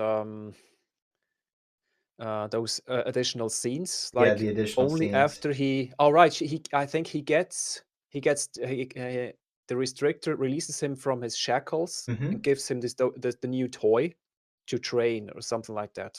Because I think once a month he gets released to train a little bit, and then he's just back into his seat again, chained. That's what I remember. Yeah. It could be that's the first one where he gets the blades made by Argento, who also made Shulk's light blades, lightsabers. I am leaning towards it being Shulk for a couple of reasons. One, I think she's a good foil for Yuffie. 2, Certainly.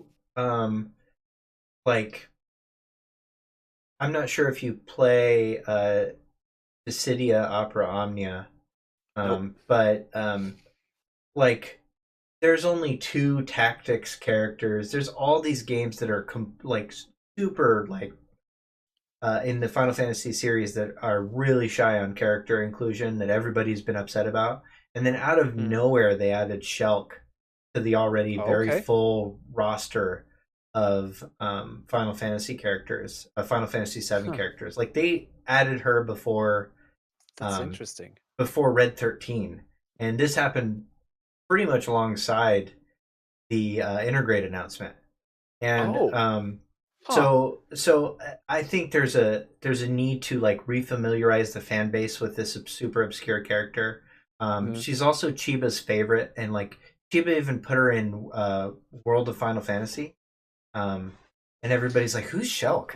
And then because a lot of people played World of Final Fantasy, whereas you and I are the only people to ever play Dirge. So the people were really confused. I know there's a ton of people who play Dirge. I'm sorry, Phantom Valentine, if you're in here. But so yeah, I think that's but that's sort of an outside of the game thing, and there's nothing particularly in game that guarantees that, other than that she's a good foil for Yuffie, and that maybe her invisibility could utilize these new ray tracing technology from the PlayStation 5. So Vice, okay, now I know this seems like we're backpedaling to things that aren't Intergrade related, but I think they are, and it's a topic I definitely wanted to bring up with you, and that is our lovable addition to Final Fantasy VII Remake, Sir Chadley. Oh yes. So let's talk about Chadley. So you start. He's a very curious one. I probably need to spoil a few things for a future video that has been completed at the day Intergrade was announced. So I had to push this to some later date. It's just some addendum stuff and additional findings regarding to Aerith and her secret and stuff, but also Chadley. I also included this there. So consider this one as a teaser for this sometime upcoming addendum video. So Chadley, he doesn't seem to fit into the game. Like just his design, it just doesn't fit really. It's just he just sticks out like a sore thumb. That's one. Second one, he's revealed to be an android developed by Shinra. Like, what?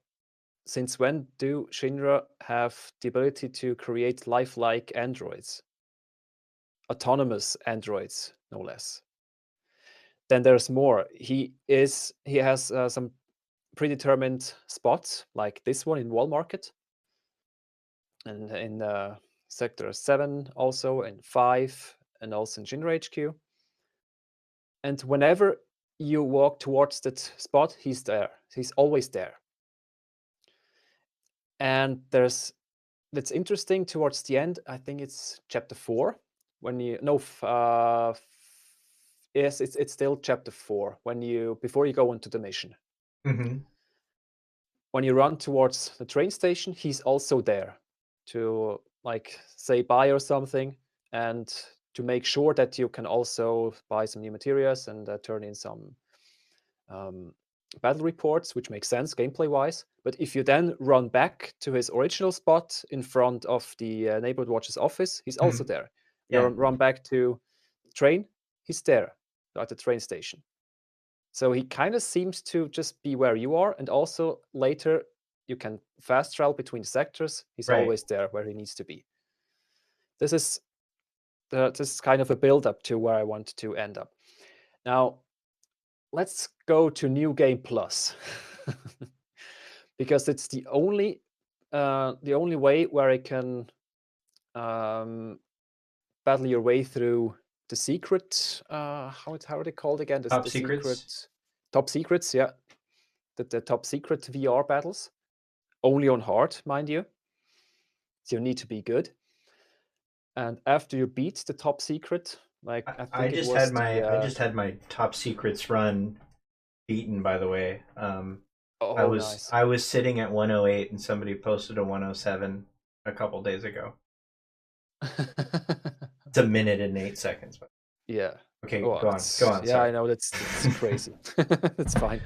I'm no speedrunner. I don't like stress. I just want to casually beat my way through everything. Go on. But 108 is crazy. And is it Aerith solo run, or what was it? No, just a top secrets run. Yeah, just okay. Yeah, with I used Aerith Cloud Tifa. Oh, okay. Barrett's not a speedrunner. He's great, but no. Yeah, no. That's true.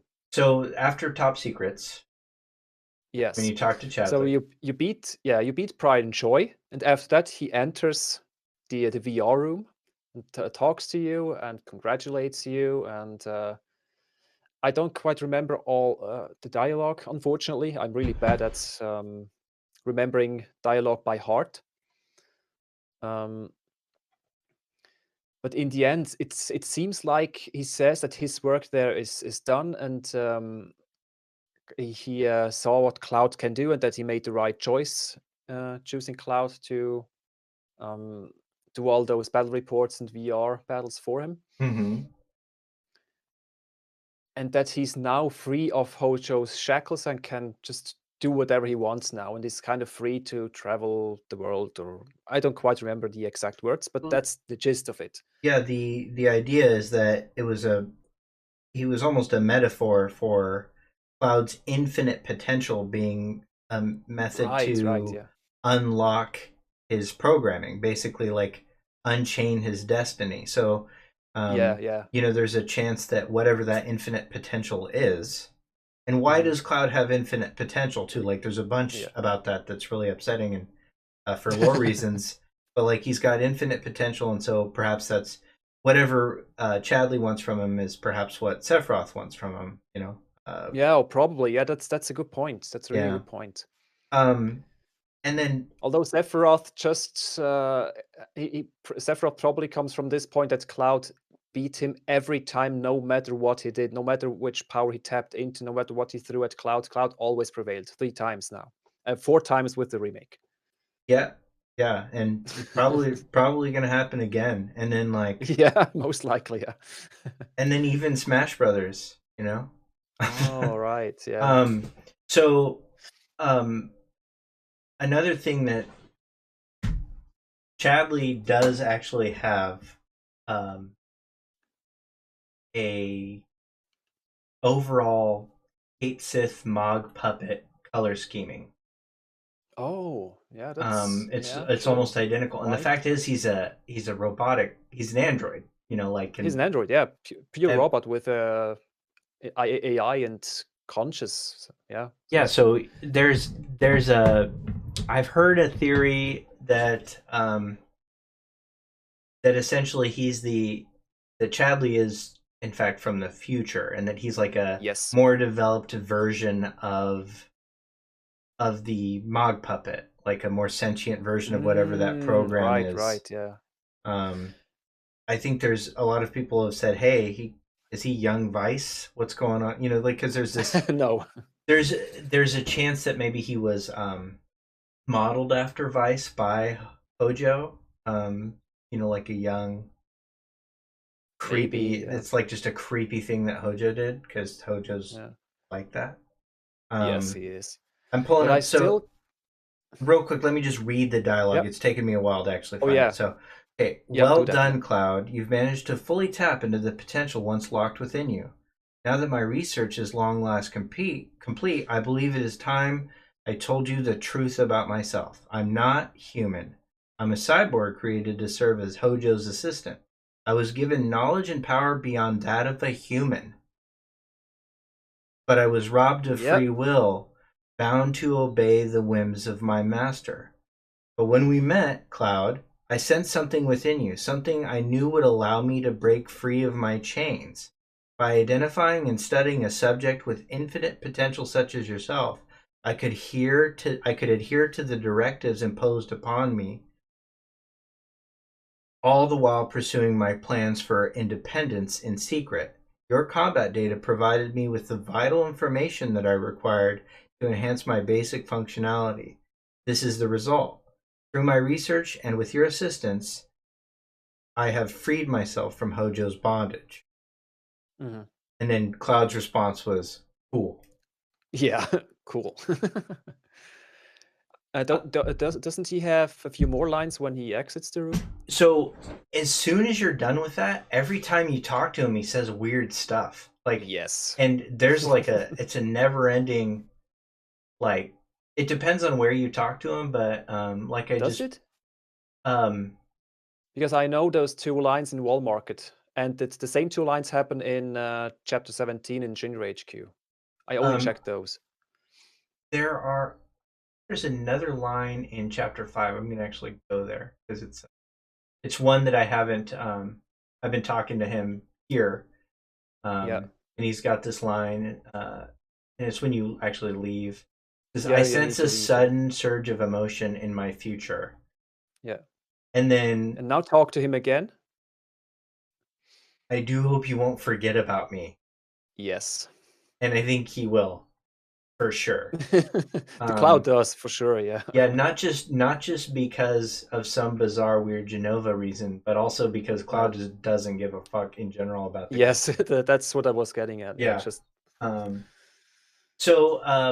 Yeah, I think he's a super fascinating character. I think all of that was very fascinating. What do you think? So a lot of people have had theories around Weiss because Weiss is now in the VR. There's SND, do you think we'll see more Chadley stuff in response to Weiss showing up? It's certainly possible.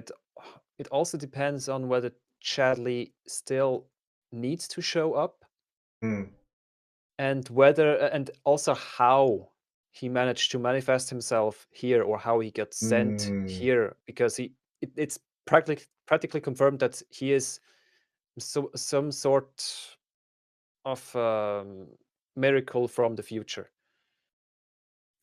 from some future timeline, time, whatever. But if it kind of clashes with the current theory of remake happening within the memories of the live stream. It does a little bit. How would an android or a cyborg Okay, wait. end up? Hold on, though. Yes? Because Yeah? we know that Or the it's a live simulation. stream the live stream can have an effect on machinery. We don't know that it can't. Oh yeah, right. Like the sledgeworms, for example, and others. So we don't know that it can't. If it works anything like Jenova does, like we know that Genesis has the ability to. Well, actually, wait. No, we know that Minerva was able to disrupt all the machinery in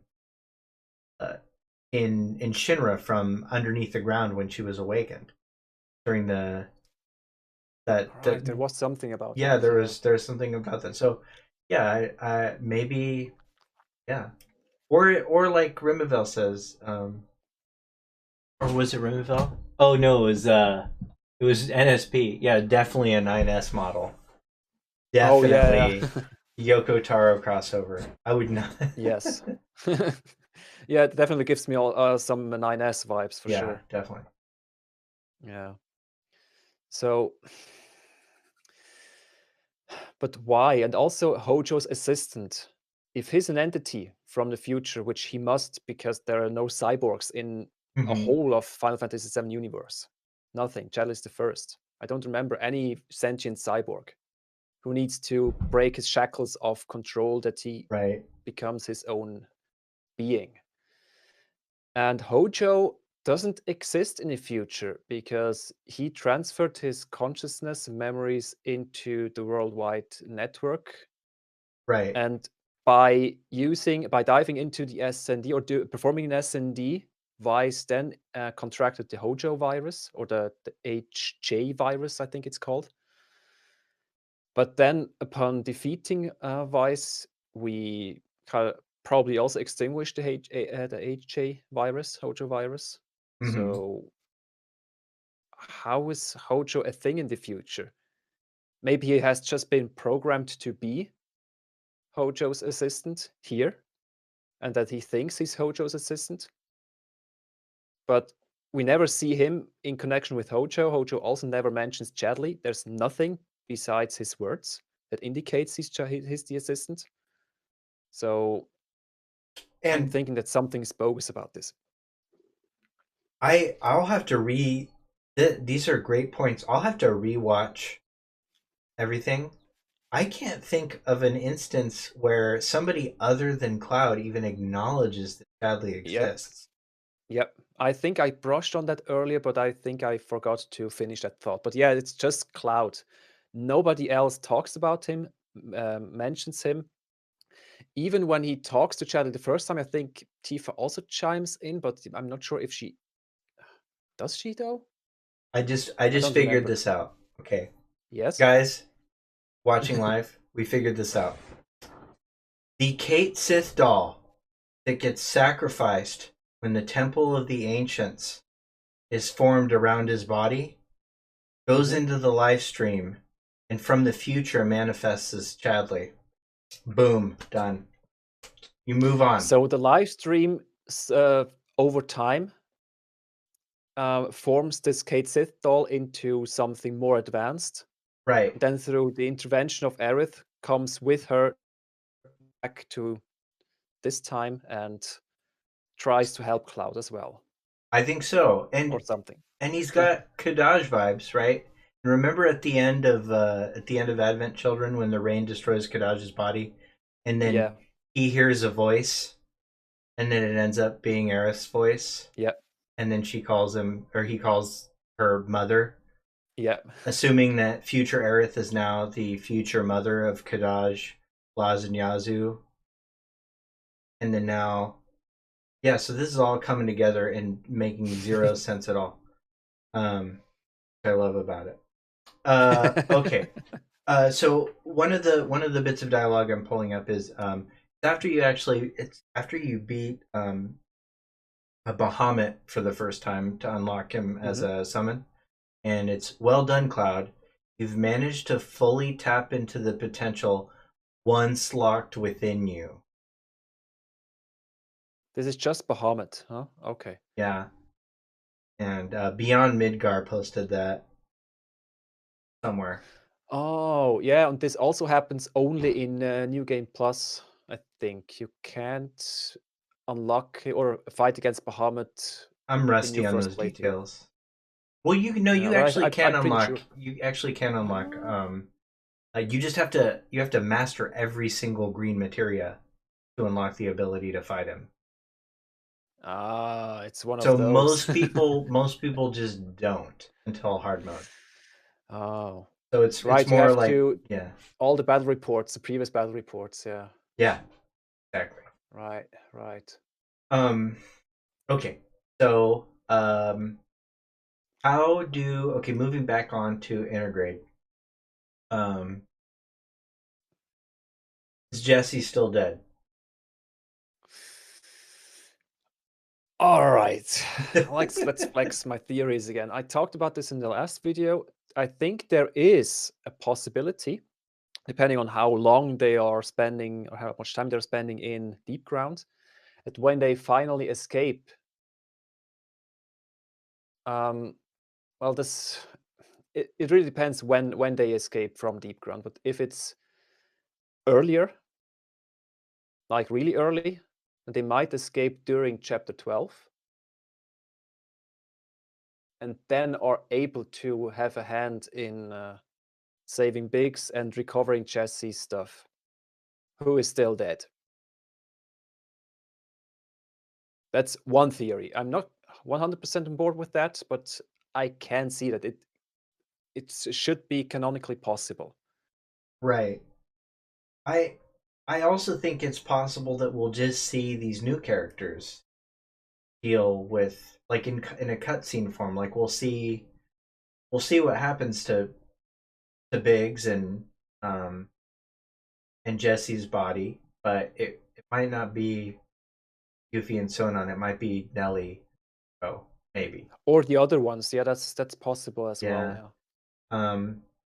I kind of hope they do that, but they're trying to force it all in.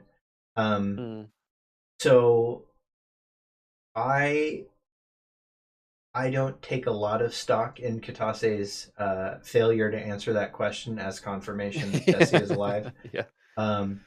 Nor do I think that that random artist that made a comment about her being alive or her being potentially not dead is anything to like base theory on. And also, No. I think it was Toriyama who said that I'd love to see her dancing again at the gold saucer, and a lot of people were like, "Oh, that must mean." And I think that was just his response to how popular Jesse was as a character. Yeah, most likely. Yeah. I can also see. Yeah. I can also see a flashback, or maybe a recording when they are at Gold Saucer. You can maybe see some recordings of old shows or something. Or you'll see her and Will Scott. Yeah, exactly. Auditioning. Will Scott is yeah. I see that as a possibility. I think if archives anything of auditions. I think if anything, we might see that answered conclusively here. I think the fact that the gloves are there are more proof that she's dead than proof that she's alive. I don't know why everybody has taken that to be the opposite. And evidence that she's dead is also that she has been fleshed out to the max compared to Wedge and especially Biggs. And in the remake Ultimania, the first one, it is the only character referred to as dead conclusively. And even there, okay. And the chapter selection. Yes. Chapter selection. Like the game tells you. Yep. She dead. But Biggs is only heavily wounded or something. Yeah, and Wedge is like for sure alive.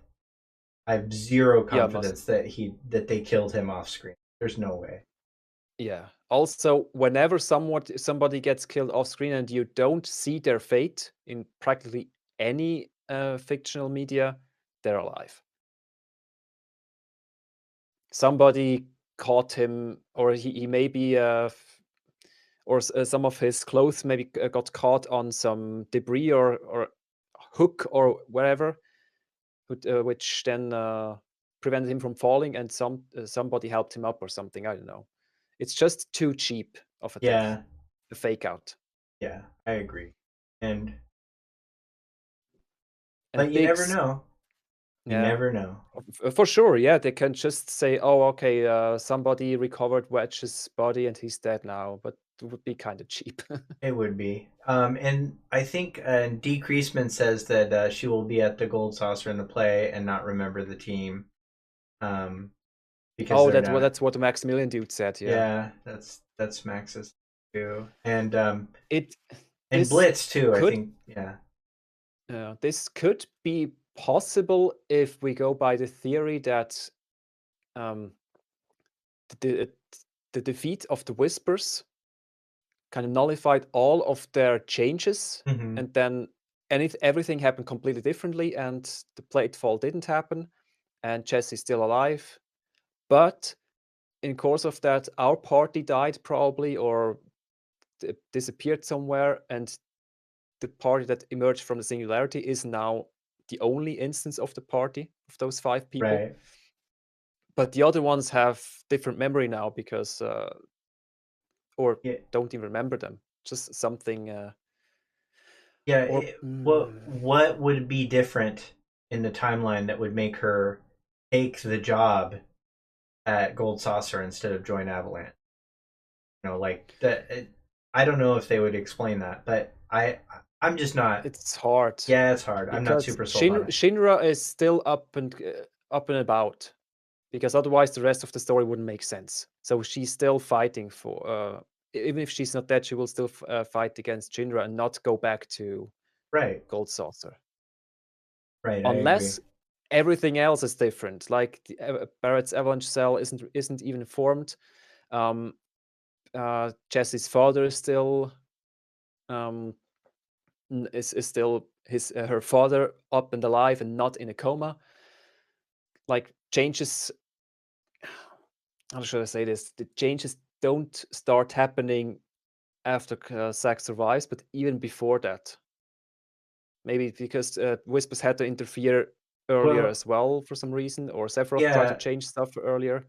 And it would almost have to be if we're saying that the new mascot is the product of a change of the past, right? Because the new mascot, obviously, I mean, the design is at least 30 years old if we're going to trust the first soldier. Yeah, or at least 15 if we're going by the stamp in Aerith's room. Yeah, which that room is not meant to have been touched, obviously. That's detailed in picturing the past, and there's even details in that room that are very clear indicators of that, like the very sad, like crushingly sad detail of he says, by the way, I just fought Shiva just for the sole purpose of seeing if the dialogue was the soul crushingly sad detail of Aerith in Afalna's slippers. Have you noticed that?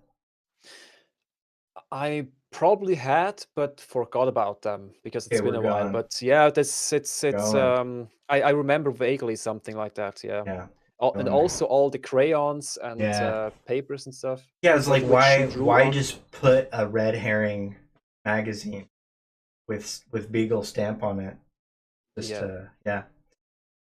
No, so whatever happened, if something happened in the past to alter that, it would have had to have happened a while ago. Which, by the way, I think is why a lot of people were immediately on Avengers level timelines. You know, it's like, oh well, yeah. And There's also one. Go on. Sorry, go on. Oh, No, okay. you go on. There's also something that I will mention in a future video, probably about the ending, maybe. But I can drop a teaser here. There is a possibility that Sephiroth, during their fight, since he only then has full control over the Whispers, that he simultaneously tries to plant seeds himself in the past, change stuff somewhere in the past to give him some advantage, which probably made his power a little bit less, so that's become easier for us to battle him. Kind of a parallel to the original, where he simultaneously tried to contain Holy while fighting our group, which is why he didn't have the full power there. So that's also one thought I had. I hope they flesh out also Holy. I really hope they explain what Holy is. Yes, they should. They should. Yeah. And with Sephiroth trying to change stuff in the past during their fight could also lead to this stamp difference. Mm-hmm.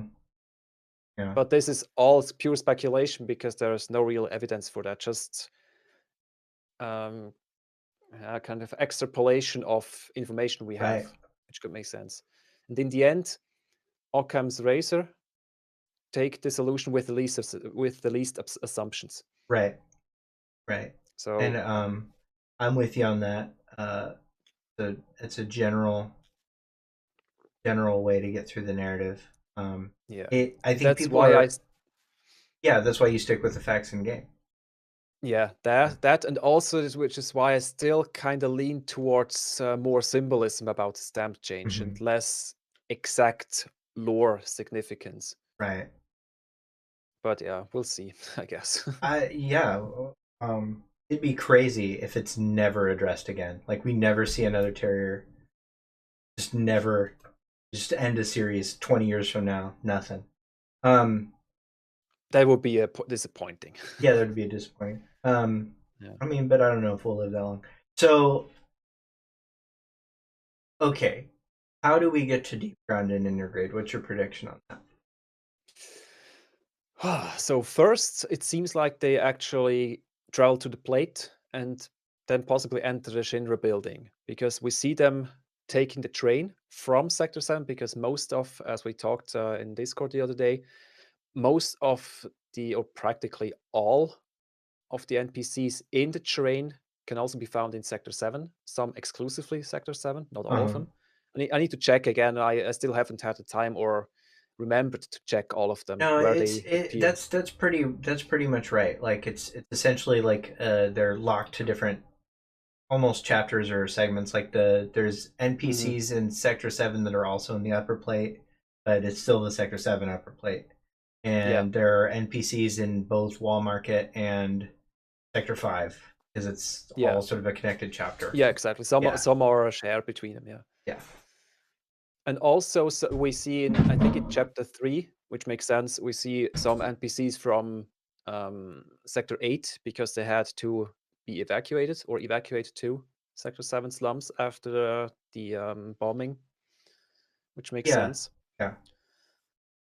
And so for that purpose, we can, I think, with high accuracy predict that they take the train from the Sector 7 slums upwards. And I think, maybe there's an entrance on one of the plates, but I highly doubt it. It must be somewhere in Shinra HQ. Okay, so, I'm with you there. Yeah, at least I hope. So you pointed out something in your video, and a couple other crafters caught it too, and it's the plans on the wall.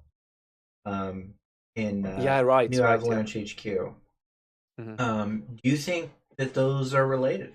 The plans on the HQ are related in some way to the narrative that gets them. Now, where the entrance is probably still up in the air. In Dirty Cerberus, it was an elevator in President General's office, but I checked the footage and it's confusing. Well, no, in the It's footage, you just get there because the building's torn asunder, and you can just like go into a wall. Oh yeah, sure, for sure you can. But it's Yeah. I think you still take the elevator to somewhere, and then Okay, so the elevator thing is kind of it's it's a stretch because it's an extrapolation of two concepts we understand from On the Way to a Smile, where it's explained that there's a elevator that Rufus all right, escapes, where Rufus escapes. Yeah, right. and then in the plans as we watch, if you frame by frame Midgar being built, you see that elevator shaft being built into his office.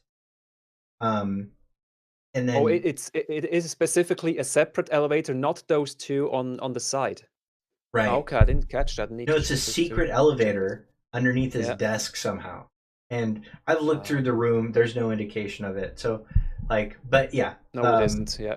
but no. So, uh, go on though. Like, you're kind of saying that it's kind of hard to say that they get there from HQ somehow, right? I know it's hard to say where exactly. Right. And also in the Age of Cerberus, you go through the elevator shaft, like the normal elevator shaft, drop down, go through some maze, and then also take an elevator to somewhere, which seems to be some modern facility, even some exhibition area where some material, what have you, are put on display. And then you're in an area, you emerge into some space, like big space area Yeah. where you see a certain pillars, and the pillar to the next pillar is where you need to go to into another elevator. And Right. in the distance, you also see some pillars, but it doesn't really look like anything within or outside of Shinra HQ. Right. For me, it just doesn't make any sense. Maybe I'm missing something, but this part doesn't really make any sense, especially if I think it's afterwards where some is it Shelk or someone else who tells him it needs to find president the president's elevator. So he still needs to go to his office, kinda. Right. So it's weird. I probably need to double check the footage again to It's actually know, but it's yeah. it is weird in Dirt of Cerberus. It's a mess. I mean, it is a mess. It's Like, really messy. yeah. So um, so for those of you who are wondering what we're talking about, one, in the background of the Intergrade trailer, the first Intergrade trailer, you can see when they get into this seemingly HQ basement, where the party meets presumably Nellie, Al, and Finn, or where Yuffie meets Nellie, Al, and Finn, and meets Sonon for the first time. Yep. There's a poster board at the back that is looks to have plans on it, right? It's got blueprints. It's got a helicopter on it, and maybe another helicopter, and or a whale, and or the Gelnica, just badly drawn helicopter. Yeah. But the blueprints are very specific. If you look close enough, you can see that even though they don't necessarily match the exact blueprints that we have on the in-game maps, the similarities are enough that we can definitely conclusively say that the either ground floor of Shinra HQ or a variant of it is the primary picture. There's a red dot where the key kiosk is on that map, and then the other two portions are the mayor's office and the library. The library, yeah. And there's a red dot Cafeteria. where the mayor's office is, and then the third is the atrium / cafeteria where there's the famous tree, and the red dot happens to be where the tree is, but I think that's a little bit misleading. It's pretty clear Probably. that all three red dots represent where you get a key card in the OG in Remake. So essentially what it indicates to us is that Cloud and Co. hijacked the plan that Avalanche had to get into the building, like before they could or after they could. however you need to, conceptualize that plan is highlighted on that board. And so that's what we're talking about with the board, FYI. Do you have anything to add? I miss anything? No, that's pretty much accurate, and Yeah. this also leads me to believe that they do enter HQ, maybe through the front door or kind of sneak around. But I don't think they need to go to floor 62 and 63 again. Maybe they do, but it would be kind of a repeat of the base game, which would be boring in my opinion. Maybe they pull it off well. Yeah. I think it's more likely that like they go and the cover's already blown if they go late. And so they have to redirect. That's how they end up in deep ground somehow. Yeah, I'm pretty sure that ending up in deep ground is not part of the plan. That they somehow, yeah, as you said, retreat somewhere, escape through some shaft, vent, elevator, staircase, anything, or even find by chance a secret entrance somewhere, and then end up in deep ground. Yeah. Okay. Also, I'm currently looking through the footage again, and I don't see the elevator being built. I only see like scaffolding only for the cranes, cargo cranes, and then they all will always keep disappearing again, just for reference. Oh, in the VR sequence. In the VR sequence, oh, yeah.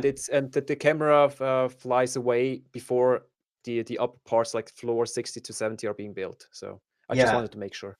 No, I'm kind of with you. That so that again, it's an extrapolation thing. Like a lot of people have put together a variety of facts, and I'm missing some more of those facts because it's not really my my thing. I don't really I don't really buy into that. But there's this but it's more Sleep Easy's thing. Here. By the way, guys, for those of you who tuned in hoping to talk to Sleep Easy, he's fine. He's alive. He'll be around. He couldn't make it today, but he'll be around. And one of these days we'll get him talking too, and we can have him send his elevator hypothesis and his Rufus Shinra hypothesis. I think there is a possibility. So, what do you think about the possibility of President Shinra's bizarre circumstances when you find him being explained in this? Oh, yeah, that's also another can of stinky worms. Fair.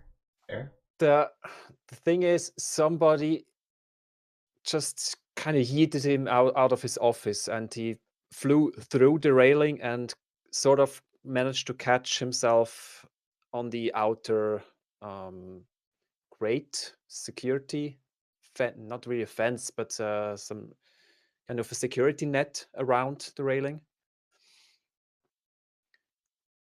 Okay. And the only thing I can see is, because Sephiroth seems to have been there all along before the party entered,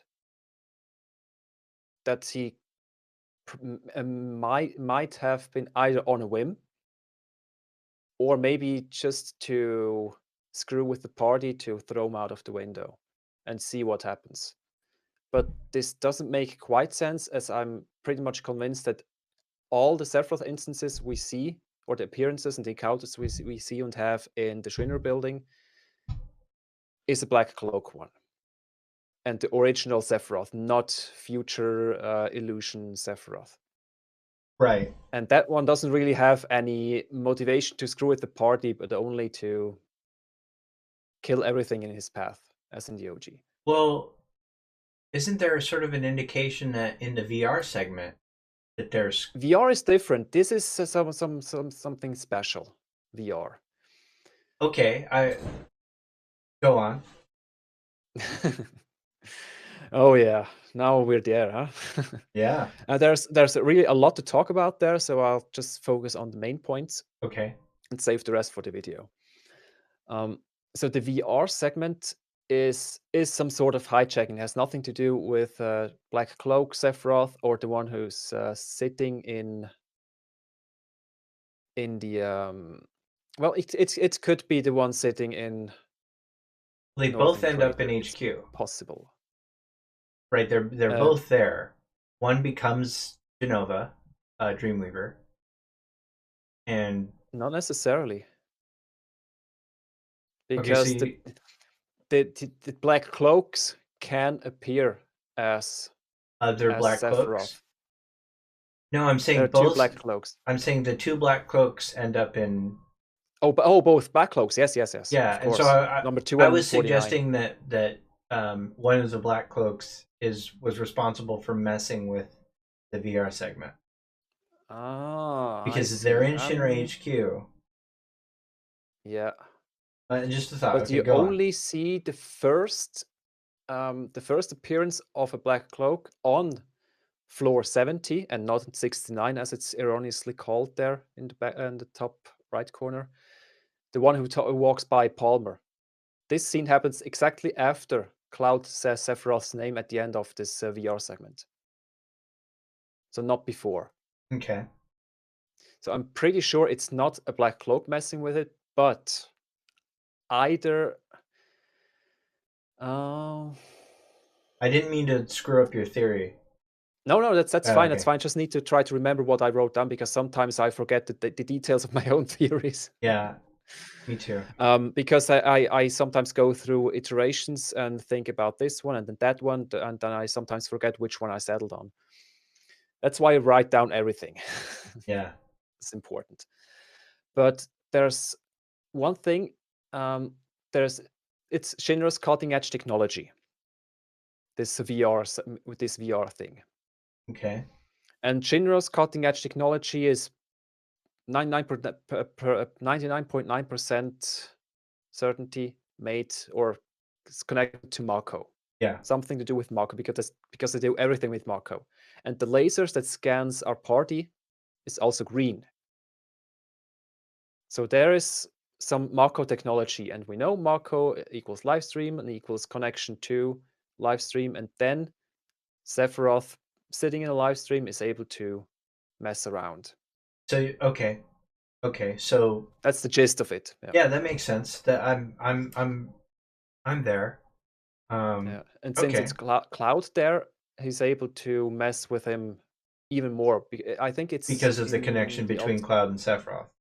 Yes, and I think it's in the Ultimania that it's. I'm not quite sure where it's confirmed. But somewhere it's confirmed that Cloud, only Cloud, sees the Black Cloak in this presentation, in this additional VR presentation made by Sephiroth. Yeah, the others only see Meteor. The Meteor. Yeah. Yes. Yeah. But not Black Cloak. It's actually not really well defined in the Ultimania, but that Ultimania list is a little incomplete. Like, I don't totally buy all of it. I think it's just these real vague categories. Yeah, it is. Same with the Whispers.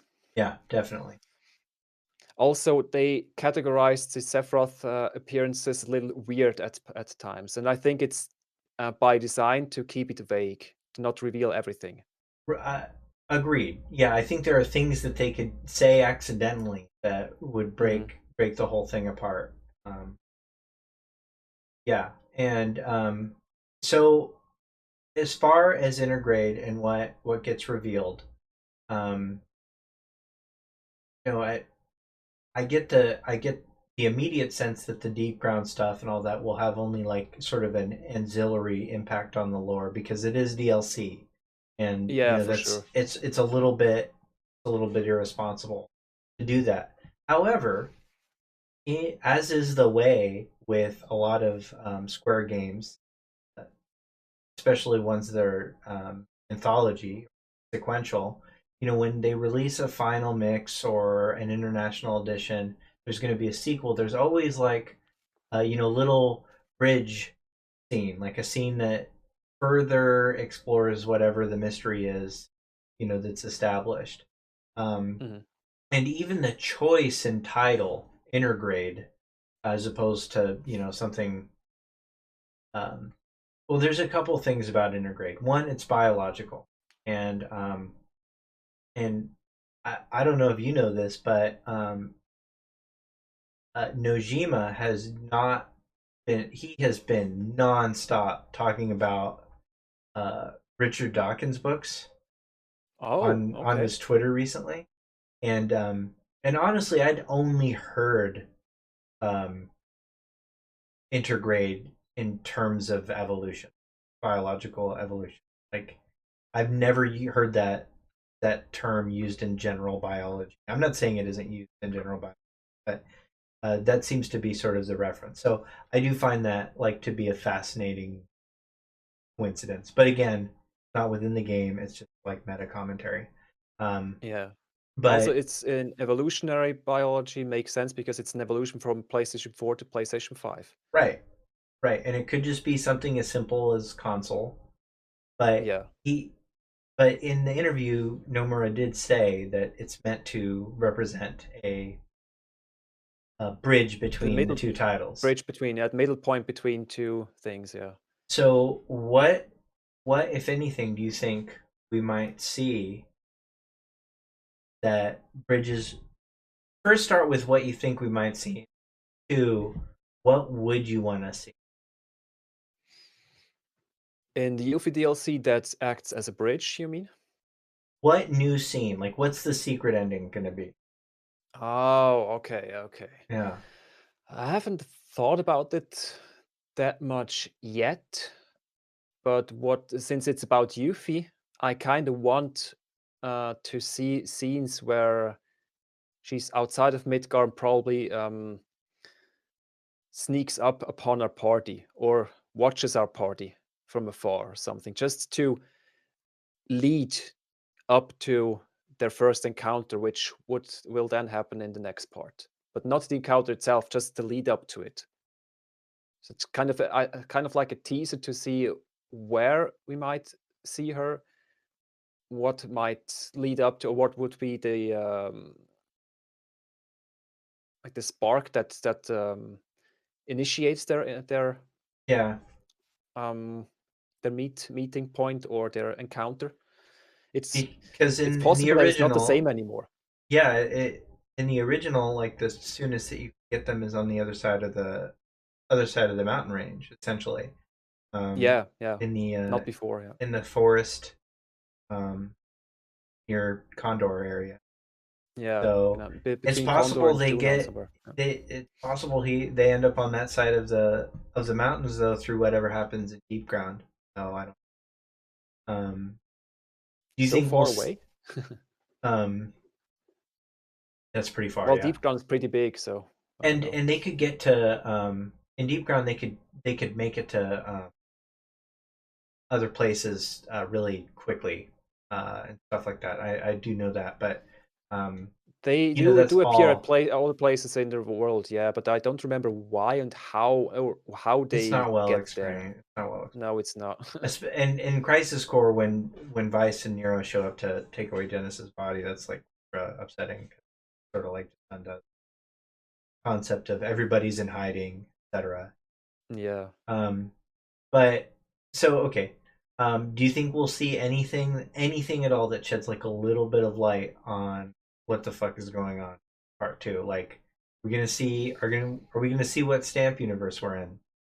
Finally, I would like to see hints, but I don't think so. yeah, I don't think so. I think all the mysteries that have been opened up or proposed or just introduced in this first game will probably partially be explained or further expanded upon in the next game. yeah. But not in this Yuffie DLC, because I also want this to be the case because it's a DLC. Not everyone will get it, probably, especially those who already have the game and don't want to buy it extra, maybe are not interested. And if you need to have a DLC to understand what happens afterwards is, well, not beyond square, but it would be a little bit stupid. However, if we get teases for that, teases that then get repeated and expanded upon in the next game, that would work, because then you wouldn't need to play the DLC to get all the context. But Right. if you do play the DLC, you get some teases for certain mysteries that Yeah. get expanded upon or resolved later on. I could see something like that. Like what we'll see is a hint, like the door will get cracked open to what we'll see. Like the DLC isn't necessary, but it is a sneak preview of what to expect. Yeah. Like that seems pretty reasonable. I mean, like, I'm not sure if you are familiar with Kingdom Hearts 3, but like I am.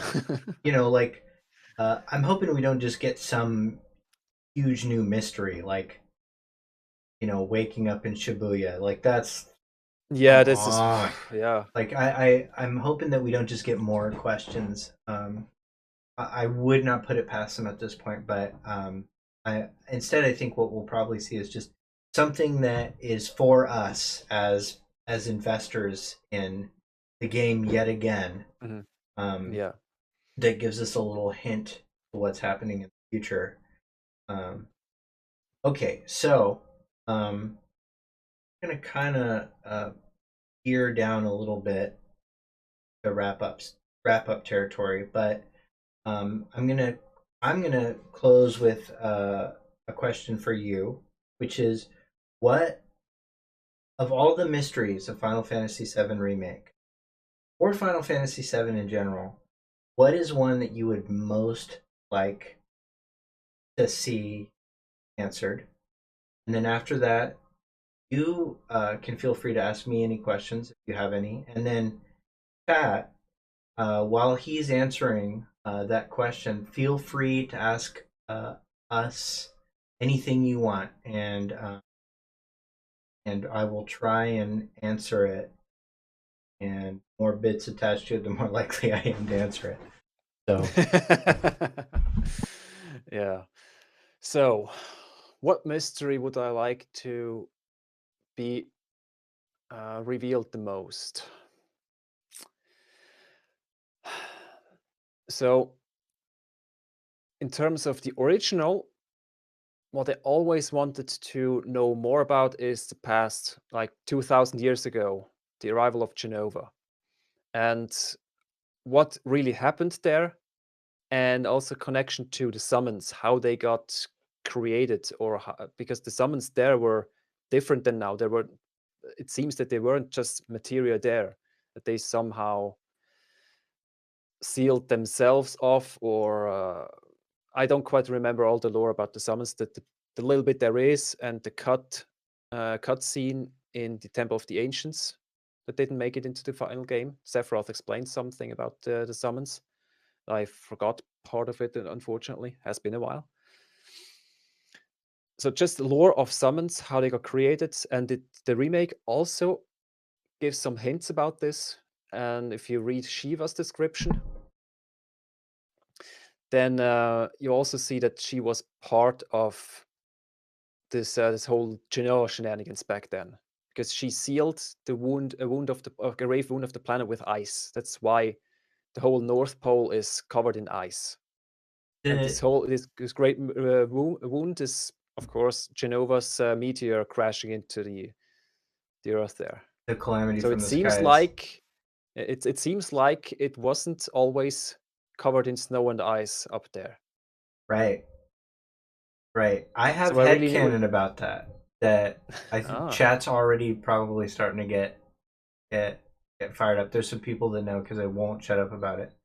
I think they're at one point going to reveal that the reason Jenova looks the way that she does. Oh yes, I heard that. Yeah, is because she was being sealed in, she was frozen while attempting to emulate Shiva.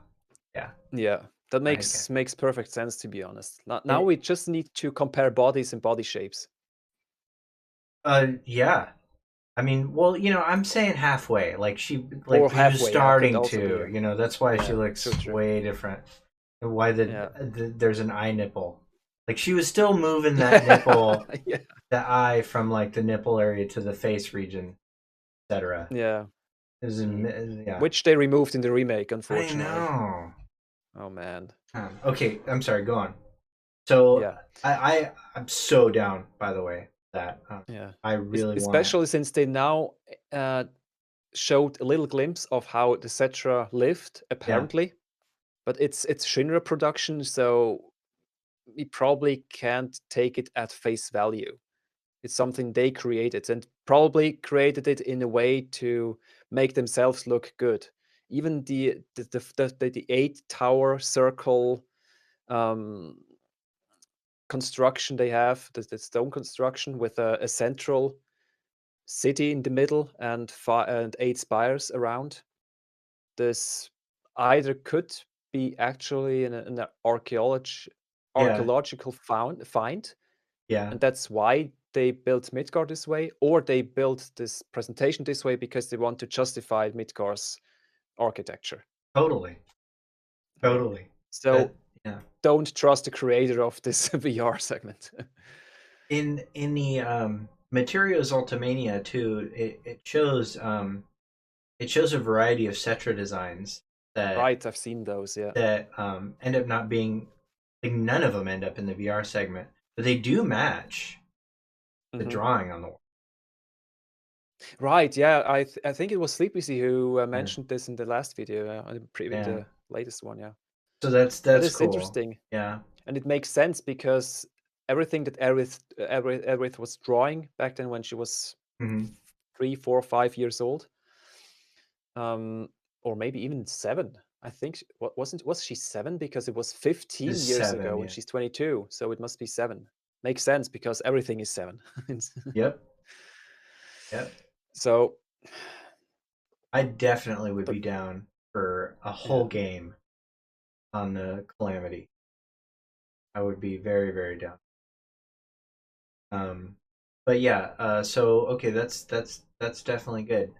Do you have anything pressing or any questions for me? It doesn't have to be pressing. Favorite color. Let's think for a second. I'm gonna read through chat and see if anybody has questions or if we burned them all out.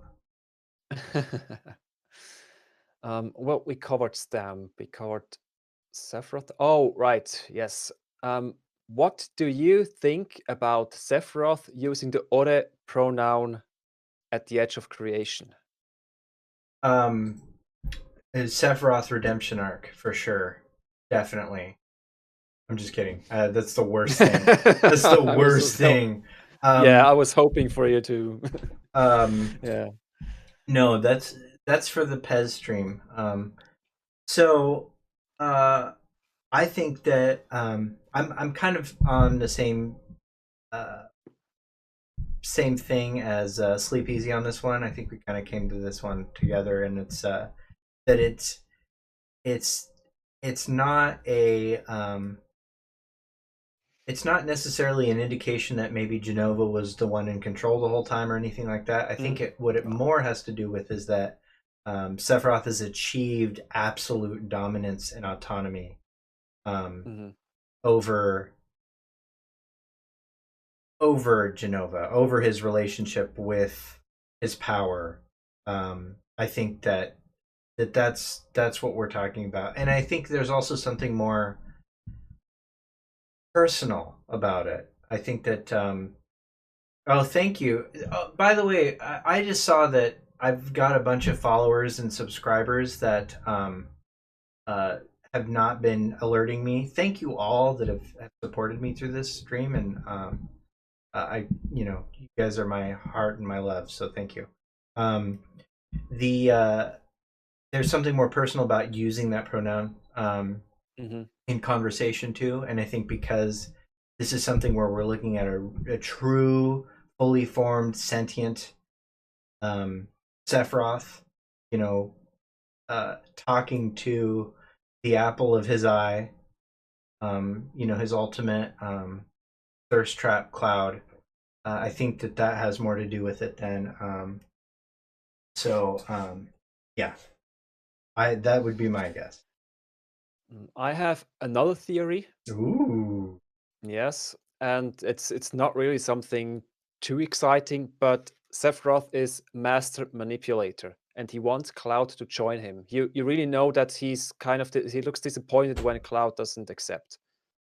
So he really wants Cloud to like follow him, help him defy destiny, as he says, and he really needs to also manipulate him. And so endear him to him. Yeah, I like that. I like that a lot. That he reminds Cloud of the Sephiroth he was back then, when he still was his hero. Oh, I love and it's that. A manipulation tactic. Oh man, I'm replacing my theory. That's good. That's good. Although yours Sleepy's is also pretty good, because by then in the Edge of Creation, he really feels like a completely fully formed Sephiroth, an autonomous Sephiroth. It might be both. You know, it could be a little bit. Yeah, it might be even both. Yeah, for sure. Yeah, and also Sleepy's he's not here, so you know you're just like he's old news. You're the new guy. No, true. No, he's that's a great thing, and and honestly, since I haven't talked to him about it in a while, he may have already come up with his own take. Probably, yeah. Yeah, he's always thinking and coming up with good stuff. So okay, I have another question, if you want. There's this thing about the flowers and that they don't talk. Aerith can't hear them, and there needs to be a final step to be made until they can talk again. Until we can hear them. And incidentally, in the ending, Marlene can understand and hear the flowers. What do you make about this whole flower talking thing? Okay. So one thing that I would like to bring up is that, and again, there's reliability with narration. Sephiroth is the one that tells us this, but Sephiroth tells us that the humans are just Cetra that chose not to be Cetra. Like, yes. And that, so when I see Marlene having a connection to the planet, I'm not necessarily convinced that it's something akin to like she's got Cetra blood in her. No. There's things like innocence. There's the fact that she did have that contact with Aerith. Mm-hmm. You know, all of those things could factor into it. So I'm not super into the whole Marlene is like particularly special or touched in a way that's gonna divert the lore. But I do think that humanity also has the potential to commune with the planet. They've just walked away from it. And I think what we're seeing is like echoes of that with Marlene's reaction to that. I could go off on the flower thing because the one of the most irritating aspects of the game's development is in the Edge of Creation scene, the two galaxies that were created by that galaxy artist guy. And I don't remember his name. Yeah, I can't remember. He's actually not like he's not really like this major artist for Square. Like if somebody like looked into the guy, and I need to fact check this, but he looked into the guy, and he apparently like this is what he does: is he makes galaxies for games. He makes galaxy arts. Interesting, yeah. So whatever, right? And so let's say that's true. Let's say it's not. He made this comment about what those wings were what the galaxies were supposed to represent, and he says that they're supposed to represent the wings. And Sleep Easy goes into this at length in his Destiny video. Aerith dies, but what's really irritating is that if you look at the Ultimania depiction of the yellow galaxy, it looks just like a wing, but it looks nothing like it appears in the game. In the game, they seem to have stretched it to make it look just like a goddamn yellow flower. Yeah, that's true. It looks like a flower, yeah. And so it looks like there's the evil dark purple Sephiroth reality, and then there's a golden flower reality. They seem to be a metaphor of those, and I'm still not sold that is not the intention of the scene. and that the guy that they interviewed about it that just draws galaxies didn't know what he was drawing the galaxies for, and like mixed up the colors. Like I'm not beyond that being a possible It's explanation possible, for yeah, that. sure. Yeah, but the flowers being everywhere, and especially in that painting. Like I'm sure you've looked at that painting for like 6 or 7 hours I looked a before lot of too. into it, yeah. And you see there's all these different depictions of that flower on of the yellow flower in particular on that painting, and one that yeah, they didn't take the distortion of the skybox into account, Oh, or right, SC yeah. screwed up putting it in the game. Yeah, I think that those are both possibilities, or they did and saw like, oh, this needs to look like a yellow flower, so let's warp it. I think that's a possibility too. It's not just the warp, it's also like the contrast and gradients and the I don't remember the English word for it, but like how you change the curve to make dark and light parts different and colors and such, so that the darker parts disappear sometimes Yeah, or overexpose the lights and stuff, so that certain lines appear more stark and some disappear, and that's why it now looks kind of like a flower with some feather remnants around or something like that. Yeah. exactly. Yeah, and ours brought up the point that maybe it'll be different when with Intergrade. Fat chance, but I hope so. So okay, so all that was a build up to this. What do I think the flowers represent? I think the yellow flower represents the planet's will, uncorrupted by Jenova. In the edge of creation. And no, in the game, period. Oh, in the That's game, what. it's So okay. when when the flowers are talking, follow the yellow flower. That Aerith is literally saying, follow the good planet, follow the planet that's uncorrupted by, follow the positive light stream, so to speak. Yeah. And I do buy into the possibility that those flowers and the voices of the flowers are in fact informed by Aerith and potentially all the different tries she's had at altering fate, or the that they're the method. Like yellow flowers in particular are like an icon of her own communications through the live stream, either to herself or to the party moving forward. I see that as a possibility. It's pretty clear that there's a direct line that could be drawn from the yellow flowers to Aerith. You cannot Definitely. argue that those are the yellow her flower. symbol. Yeah, it's her symbol.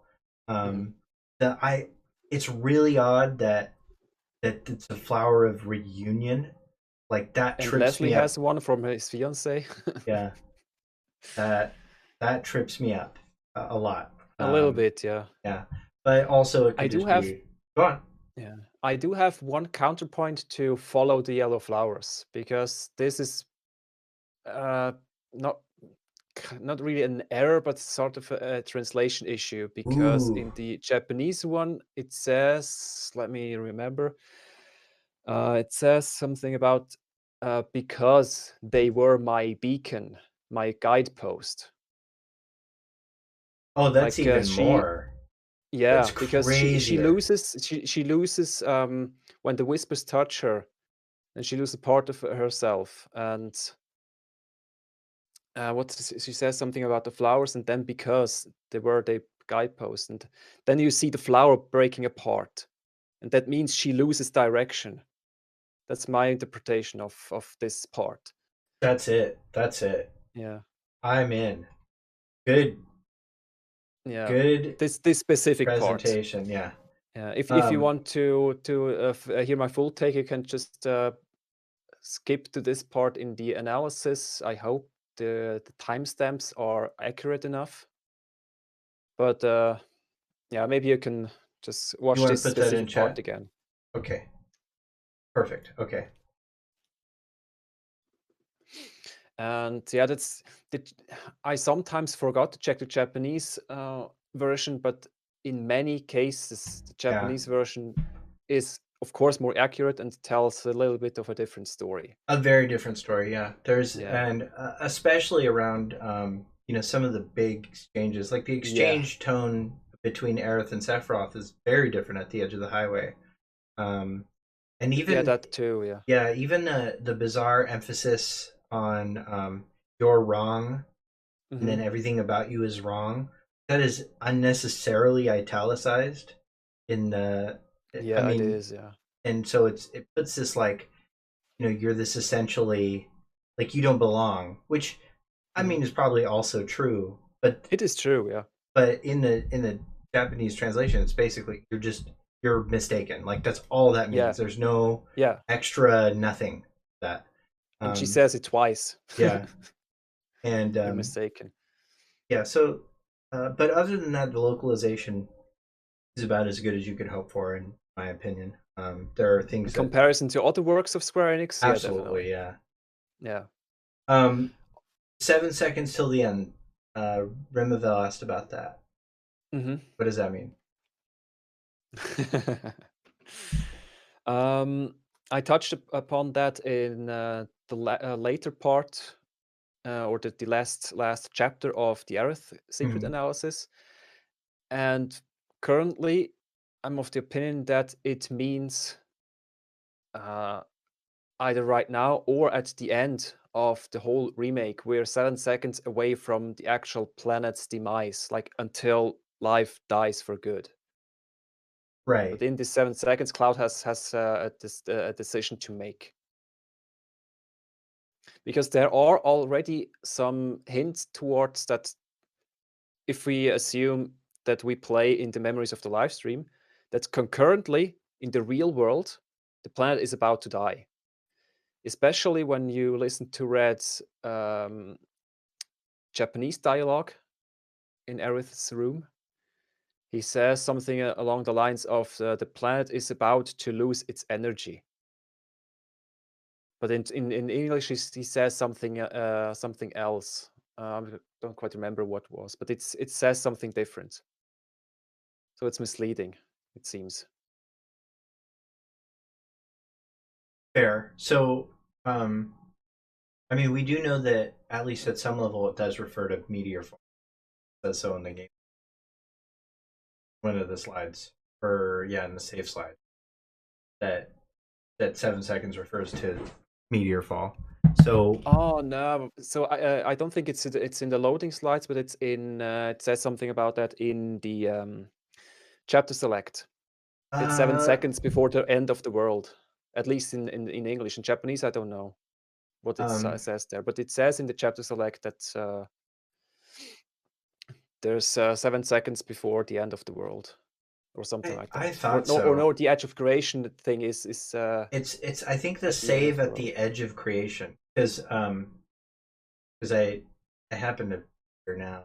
I thought it was a chapter slide too, but I'm now like It could be. it's I just not. don't Yeah, remember it. I lost it on from my memory. Um, but no, I think it's the same. Edge of creation is called the end of the world. Yeah, Yeah. that's a good point. And let's see what else we got here. Feel free to filter in questions, and if like I lost it at the top of, or if Okay, so perhaps I the will eye just. nipple cap is a camera that Ocho secretly placed on Jenova. He doesn't want his research chest lusting after his hot alien paramour. Ours, epic. That's excellent. That is Yeah. excellent. Mm. Should I just expand upon a little bit about flowers talking and not talking? I don't see. Just Yeah, a do it. few sentences. Oh yeah.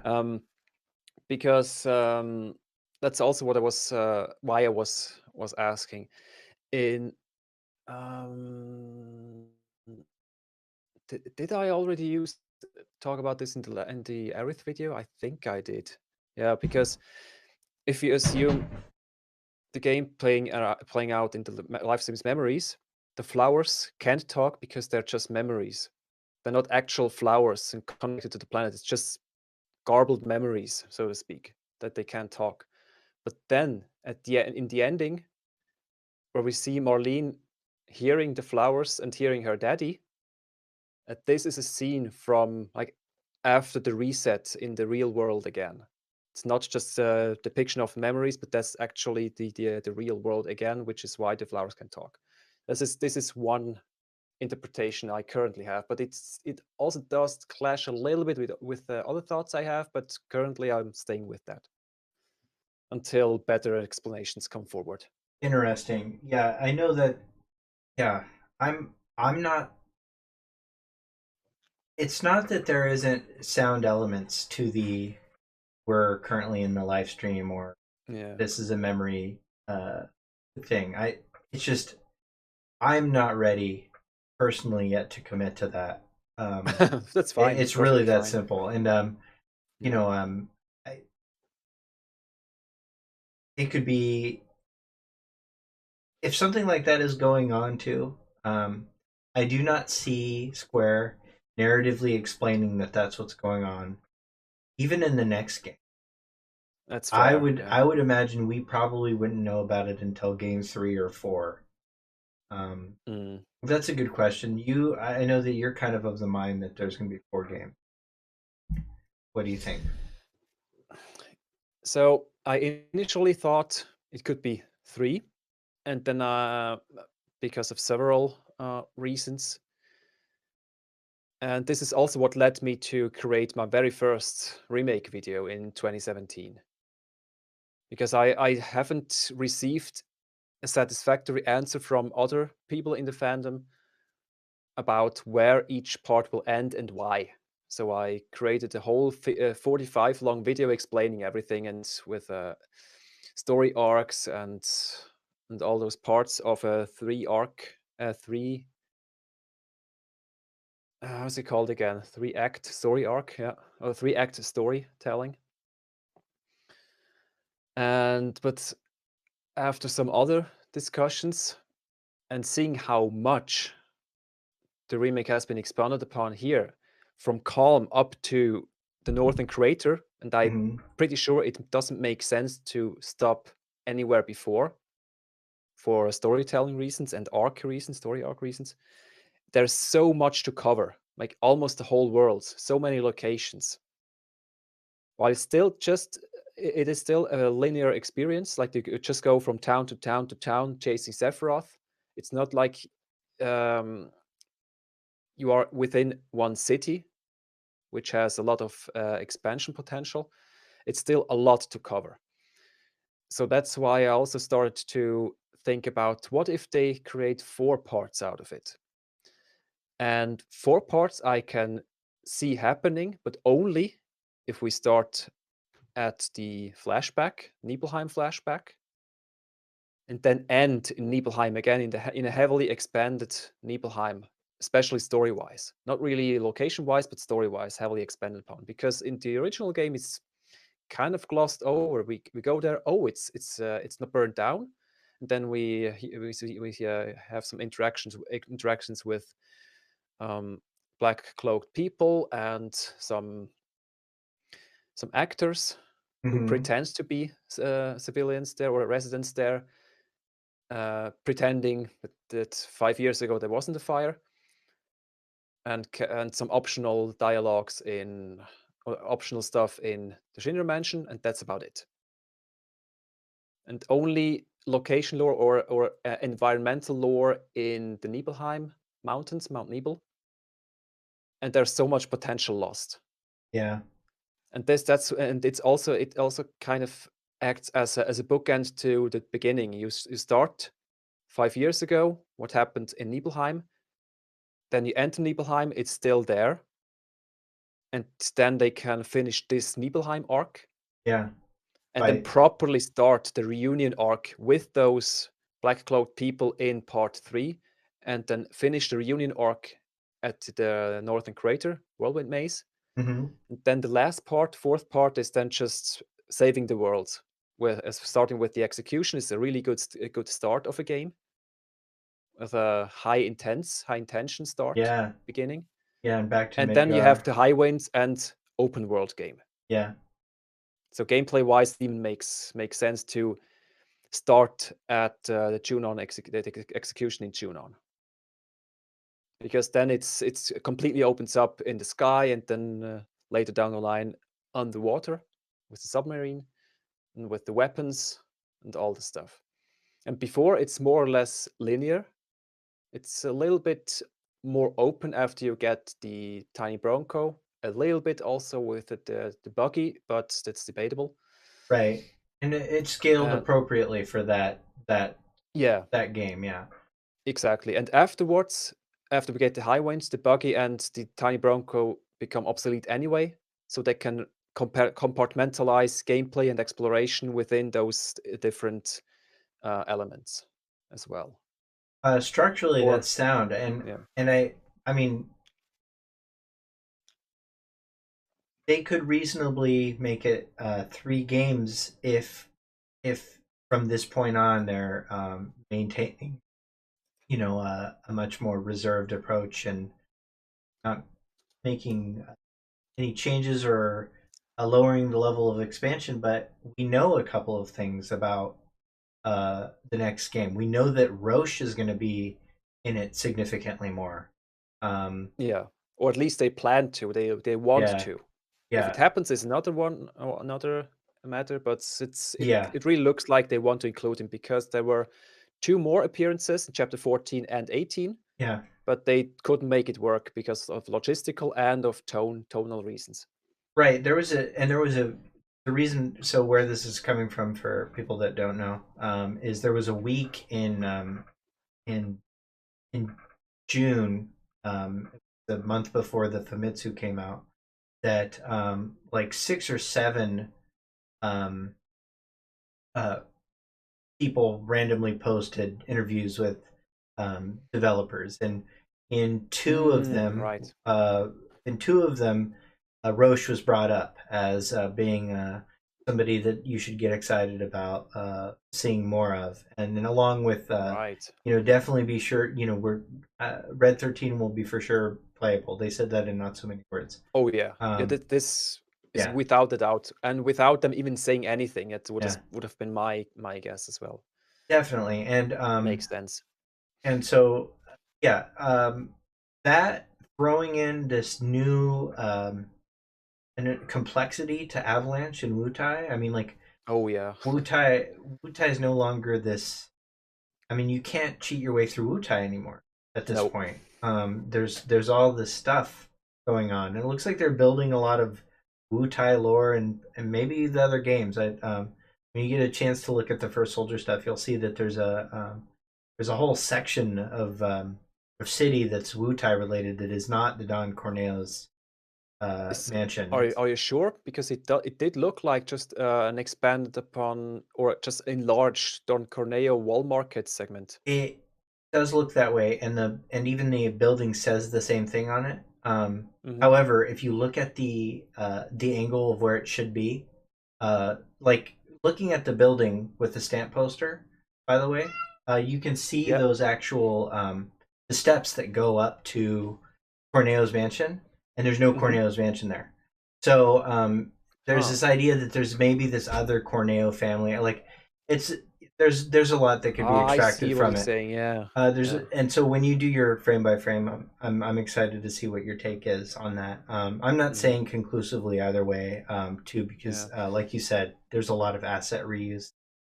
It's Unreal Engine, stuff, Hmm. so you can kind of just ship that out to whoever you want. And so Yeah. Exactly. yeah, so Also, yeah, if those few shots I saw quickly saw from Sector 5 also vaguely looked like in the remake, but also like spatially weird and sure, strange. So they kind of need also for different because it's completely different gameplay. They need to accommodate the space for gameplay and not exactly recreate the remake locations, because they are designed after linear single player yeah, ARPG, hallway, yeah, TRPG hallway simulator yeah. thing, and not an open battle arena.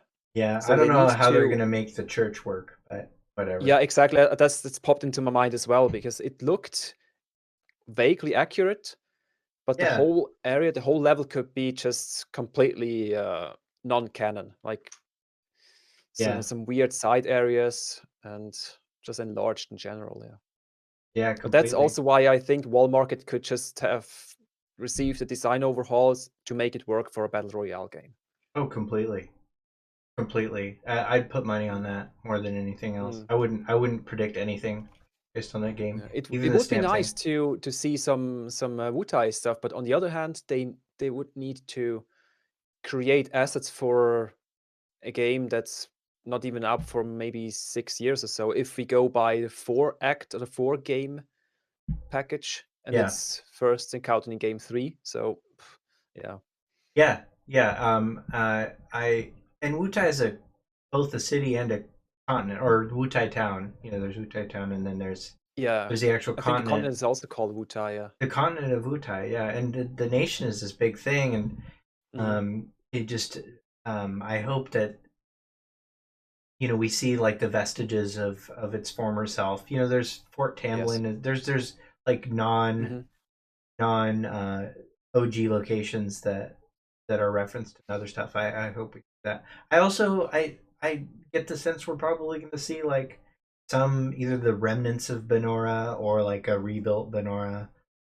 Maybe, yeah. Yeah, because they just do that all the time. Yeah, And with maybe Calm as well. maybe the thing that the resort that ends up being Healing Lodge, we'll see Oh, that right, yeah. area expanded. Like it won't be the same. It's not Lodge back then, but or in '07. But like I would like to Mm. see some of those things. And if you're gonna do any of that, good luck with 3 games. I mean, unless one of Yeah, exactly. yeah. It's just too Um, much. yeah, I'm not sure. I was of a 3 game for sure mind until I started to really think about it too. Hmm. Um, Looking at questions, somebody had one. Yeah. I need to step out for just a minute or two. Could you just Absolutely, entertain the crowd for that? yeah. Thank you. I'll be right back. Okay, sounds good. What if the last part has 2 endings and you fail? That'd be great. I want that. And okay, here's what I want too. I want you to be able to determine who dies with your choices. That's definitely not going to happen. Definitely. But like Mass Effect style, like make it truly up to the player. Take the dating sim mechanic to the next level. The point system. He's 67 points to save Aerith. 100 points to kill Tifa. I'm not saying I want that. I have no opinions on shipping officially, other than Genesis. But anybody has any more questions? I've probably got one more when he gets back, and then I've gotta call it. And then be sure and tune. He's like in the 4 category, Trey Coop. He's saying about 4, which I'm kind of with him on.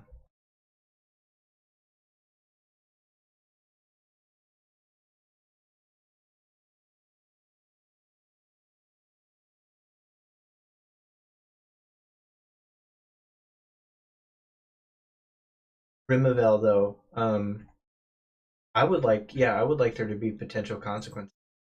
Something that's super annoying is that you can't.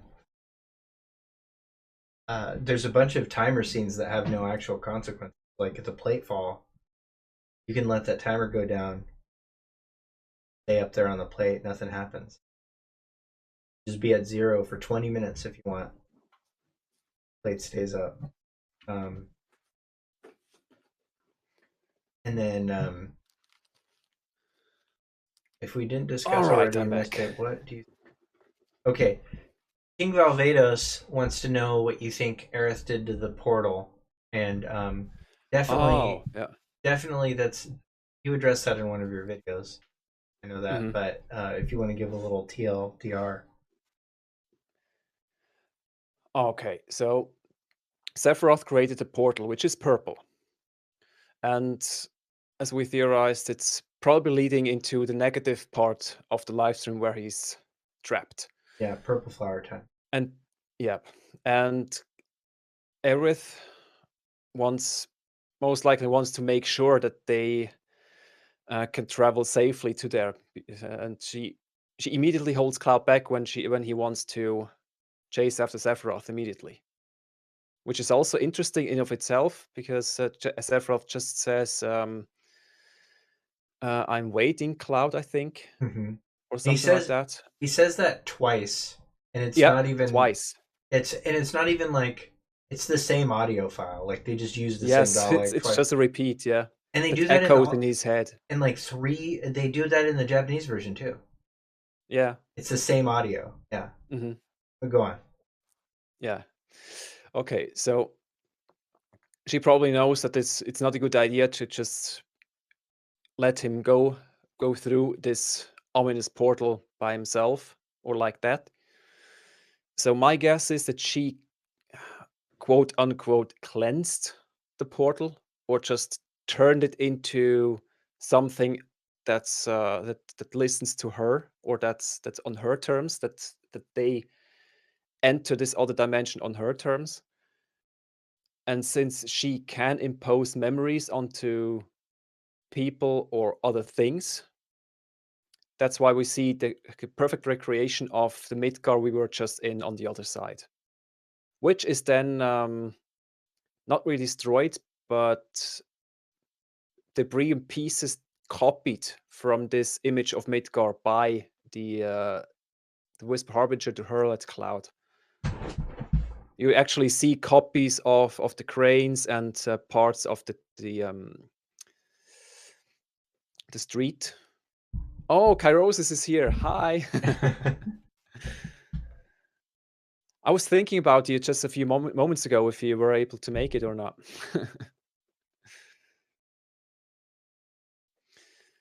Yeah. So, yeah, that's just kind of the gist of it. That she enabled everyone to travel safely into the other side on their terms, and so that they're not at the whims or the mercy of Sephiroth and whatever awaits them on the other side. Right, and I'm with you. There's something that she did that either made that place a neutral space for them, not so one-sided, or it has something to do with has something specifically to do with Cloud and Cloud's relationship to Sephiroth. That could also be, because a she way does hold him back. Yeah.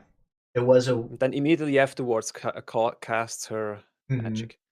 Exactly, So- yeah. So like the idea that maybe he's being protected from whatever manipulations he has planned. Which I can go with that, yes. Yeah, yes. I think that's a good safe sort of bet. And that's okay, and that's the other reason I do think, by the way, that we're in this really dangerous territory for 3 parts. Is we've also got to explain all this stuff.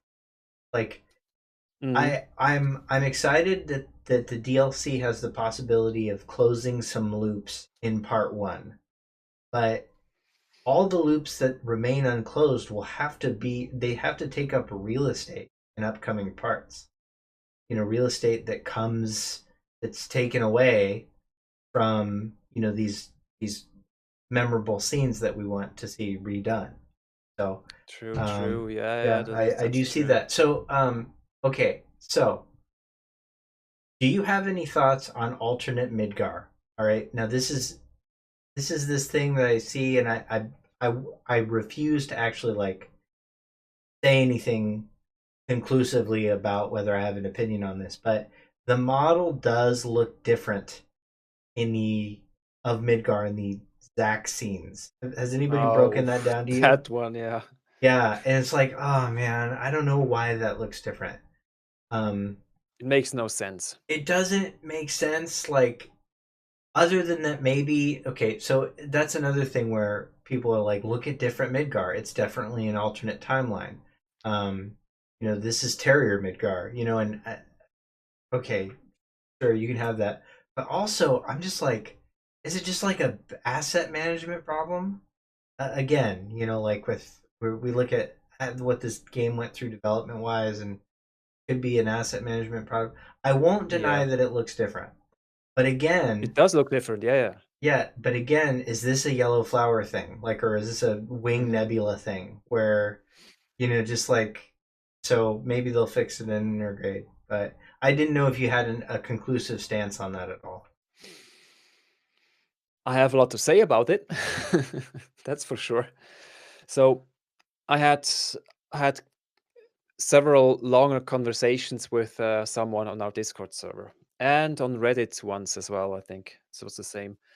Um, the thing is, if just some little details were different, would be okay maybe. But the details that are different make no sense. Like The in square all reactors. of the in all of the compilation, no square reactors. Mhm. That's one. Second, the logos on those squares are like 70-80% covered by the outer ring, the pizza ring. So Right. why why paint a Shinra logo on a square block and cover almost most of it with this border? That makes no sense. And then there are also the double plates. I don't know if you saw it. Mm-hmm. There are two layers of plate, like a middle plate and the upper plate. It's just an exact copy of the plates itself, like the two pizzas stacked on top of each other. And if you look at the broken Sector 6 plate, it's exactly broken the same. It's kind of like somebody copy pasted the pizza layer. The the outside is a little bit different, like the vertical flat surfaces that connect those two layers, those look a little bit different, but the layers itself are just copy paste, and this makes no sense for it to be that way. And those little not really towers, how do you call those? Like Midgar has those four sort of arms or platforms suspended over certain sectors, Right. and probably for shipping in and out Yeah, they're like, without having to go through the train system. Those are also missing. I can't see those there. So either somebody that didn't get the memo on how Midgar is being built, some intern, and just created something that looked like it. Nobody noticed because you only notice when you freeze frame it and zoom in. So it's just a remnant of somebody who screwed up. yeah. Or Or it really means something, kind of like several timelines overlapping each other with a Midgar that's not as high with a Midgar that's higher up, because in the original, the plates are 50 meters above ground. In the Mhm. remake, it's 300 meters. It doesn't really look like this exact difference. It's more like just a gaff, but I don't know. I know It that's irks me to even think about it. it's my least favorite thing. It like Yeah, same. uh, in the whole what does this mean category. Um, Even over Zach being alive in general. Yeah, that's too. That's also a wrench in the system, in the cogs, but it's still manageable. The Yeah, stamp, I'll to a survive. certain Yeah. degree, yeah. But this Midgard thing just doesn't make sense. Even design it this way. Why design it that way? Why don't just create something different, like something that does make sense? And on the other hand, also, every change we saw so far has been explicitly shown. Like either just being lingered within a shot, being zoomed in, Or or something mentioned in else. a document. And Or mentioned that, yeah. that's my big Mm, thing. Ultimania hasn't touched this yeah, at all. that's And there's true. two there's been two Ultimanias to Mhm. touch this. And a Materials Ultimania where like they talk about all that stuff really is a good place.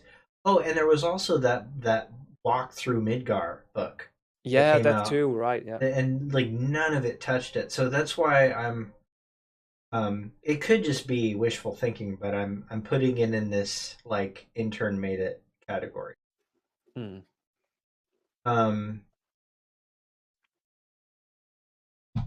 In the endings, oh, another thing in the ending CGI, I get. Yeah, that's true. It also looks the same there. Yeah. Okay, so right, and that's the big thing, right? So It's the same as we know Midgar with the round reactors and the suspended platforms and everything. Yeah. right, and I think a lot of people use that to like to for the multiple timelines theory, right? So like we Mhm. see the Terrier timeline. Midgar looks, like it was built by interns, and then Yeah. we're back to where Cloud and Co are, which is Mhm. going to be the Beagle timeline, and that the Terrier timeline in intern built Midgar is just going to be for like side games or something like that. Um, so that's really irritating. But the other thing to mention about is Midgar. Zach is in that CGI scene. Yeah, but Yes, these two. that's more figurative. It looks like that walk. Like they're not necessarily in the same space and time. Oh, In fact, they're not. in Ultimania, it confirms that. Like Yeah. so I can kind of see where they're saying. Also, like the CGI people are a different company. People that made the CGI. Different asset That as well. management. Yeah. You You know, even see it in the intro. yeah, The Loveless Plaza looks different in CGI than in the game itself. right. The pipe is missing. The sort of canopy above the ticket vending places is missing, and all those things. Yeah. The character models are wrong. The Yeah. the the glove on Cloud's that goes under Cloud's bracer extends longer. Yeah, there's a bunch of different. Oh, okay. I didn't catch that. Yeah. Yeah, Okay. yeah. So and they were built at different. They're made at different times. There's a bunch of explanations that are not necessarily lore, for Yeah. why Exactly. there could be this difference. I hope But that's what it even is even too. in lore, it doesn't make sense because in the shots where we only see Cloud and Zack, it also shows the correct Midgar. Yeah, but what I'm saying is we don't actually see them Mm. together. Like we know that that's more figurative Mm. or like obviously they're not actually walking by each other without Oh no, acknowledging yeah, for each sure, other. yeah. Yeah, that would be amazing if they just like their eyes met, as they and then they kissed, like that would be amazing. Like but no, Yeah, that's not what yeah. happened. Um but no, I I have nothing to say on that because it hurts to even think that Yeah. exists. Um Yeah, because this was the argument that oh yeah, it only looks different. The Midgar only looks different when Zack survives because well, that's the other timeline. But then I said, well, while Cloud and Zack are approaching Midgar without the others being seen, just those, and they are yeah. on this in this same place, but not the same time. Well, no, Why is it's they're still not in the same place and time. It says place and time. If the the yeah, developer it says interview, place and time, yeah, but it yeah, looks the same. it does, yeah, it Yeah. does. Well, this place and time is also could also be a hint, not the same place, because Cloud and Zack are still in the new memories, and our group is already back in the new reality, kind Maybe, of. yeah, maybe. Maybe, but it's I'm still not quite sold on that because it seems like when Zack survives and sees the dome explode, Uh-huh. and while we see the golden fairy dust, all of this is still within the Livestream memory. If this is the thing, I'm still basing this on my theory because it's currently the best I have. Yeah. But everything later is either just a product of this memory change, Yeah. which can't be corrected by the whispers anymore, but still in the memory, or it's already the committed change in reality. That's what I'm still not quite sure of. Like Rufus' scene and Hojo's scene, but it seems like those scenes are after the complete rewrite of reality. Yeah. Especially Marlene, because then the flowers can talk again. I Yeah, and what Rimavel says is that it's definitely a more thematic scene. I agree. I agree. But again, I like my big fear is that, like the end of the Yuffie episode, like he walks out, or Yuffie walks out, and like they can see the party in the she can see the party in the distance, but like, and they're walking away from Midgar towards Calm, but to the right is fucked up Midgar, like Midgar that's all like jacked up, like With from the square reactors and the double with the plates. square reactors and stuff like that, and like there's just terror stamps everywhere, and that's my fear. boy. I mean, I'm okay seeing the terrier stamp, but like, don't like, because I want to go back to Midgar. Our Yeah, we will Midgar. eventually. Yeah, our Midgar. So that'll be fun. Okay, I am. Do we have some more questions? I think we had some more above. Yeah, we do somewhere. Let's see. Okay.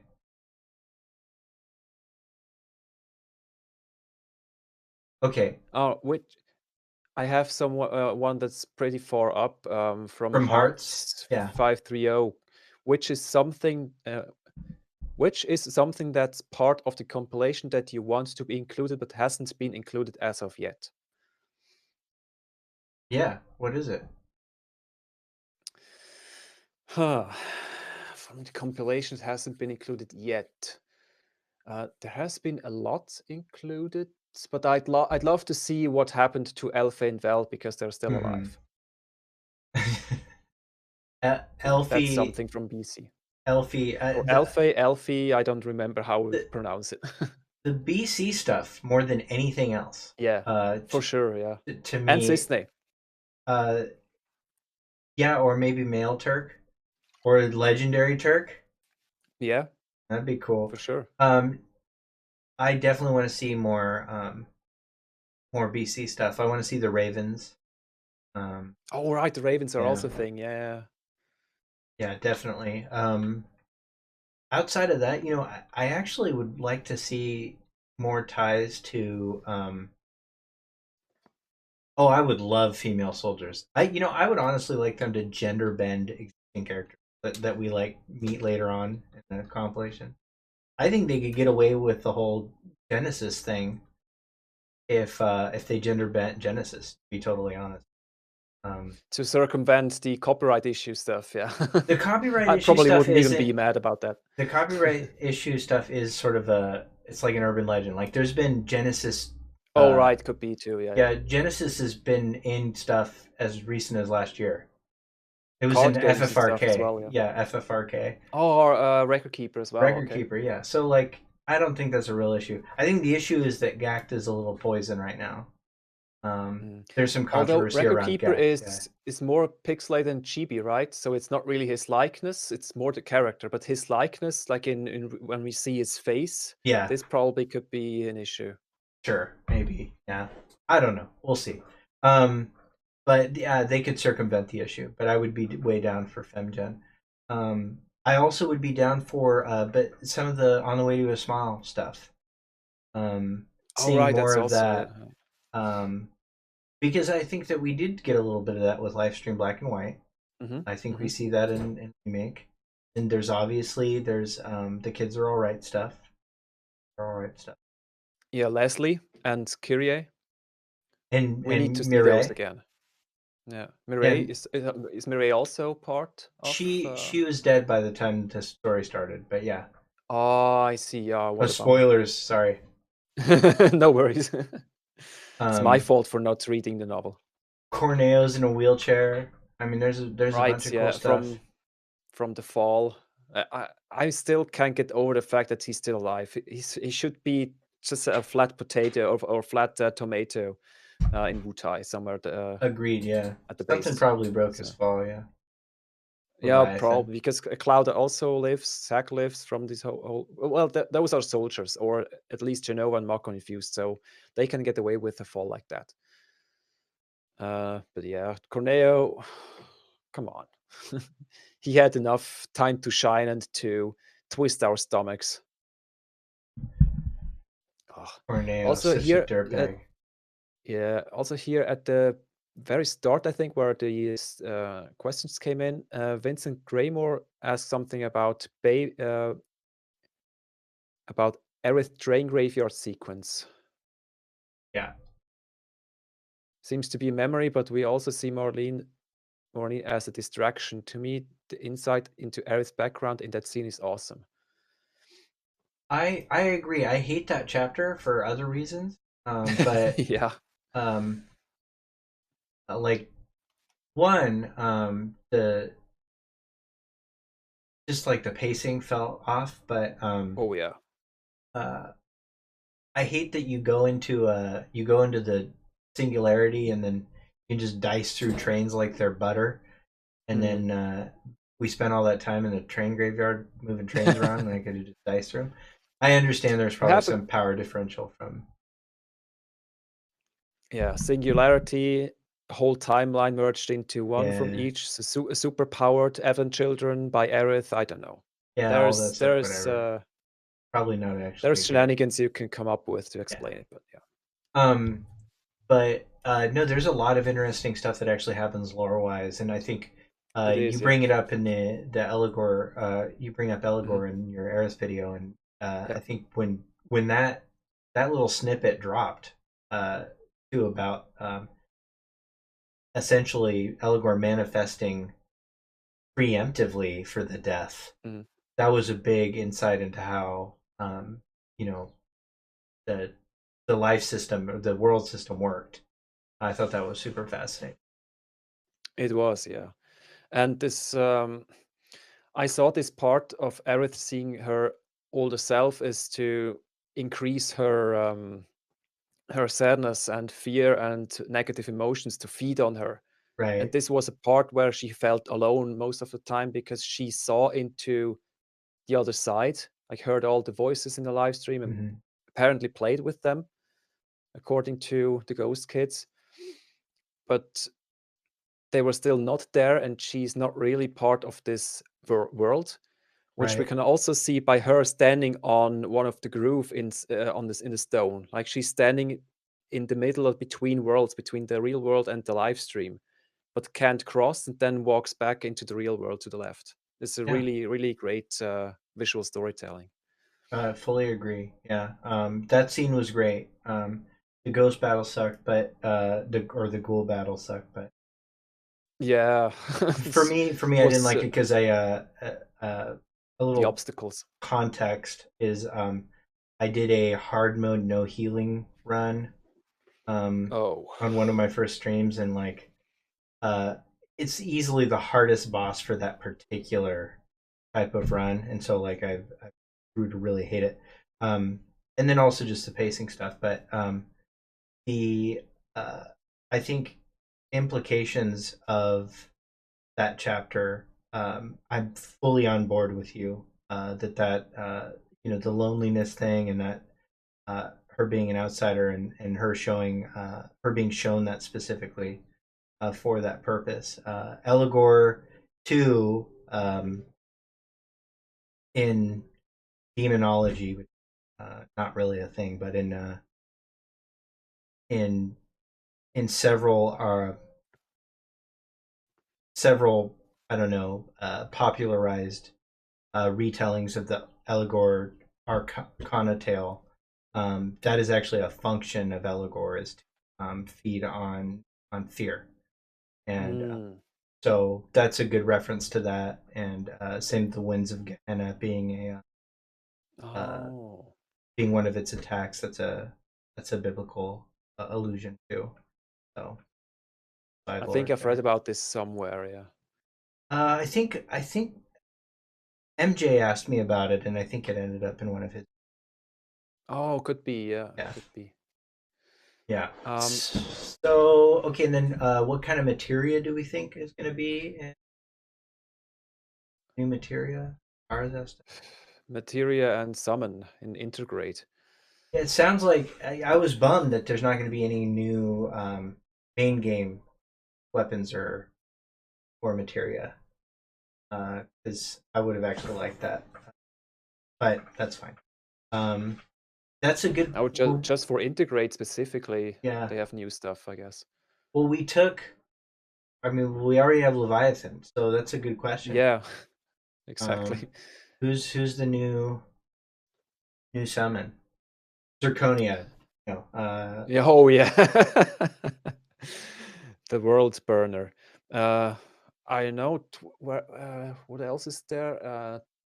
Typhoon or Typhon or however you want to Yeah. call him in the OG. I think this or Chupon is it called? Typhon? Chupon? It's Just Typhon this weird. in English, so I don't know.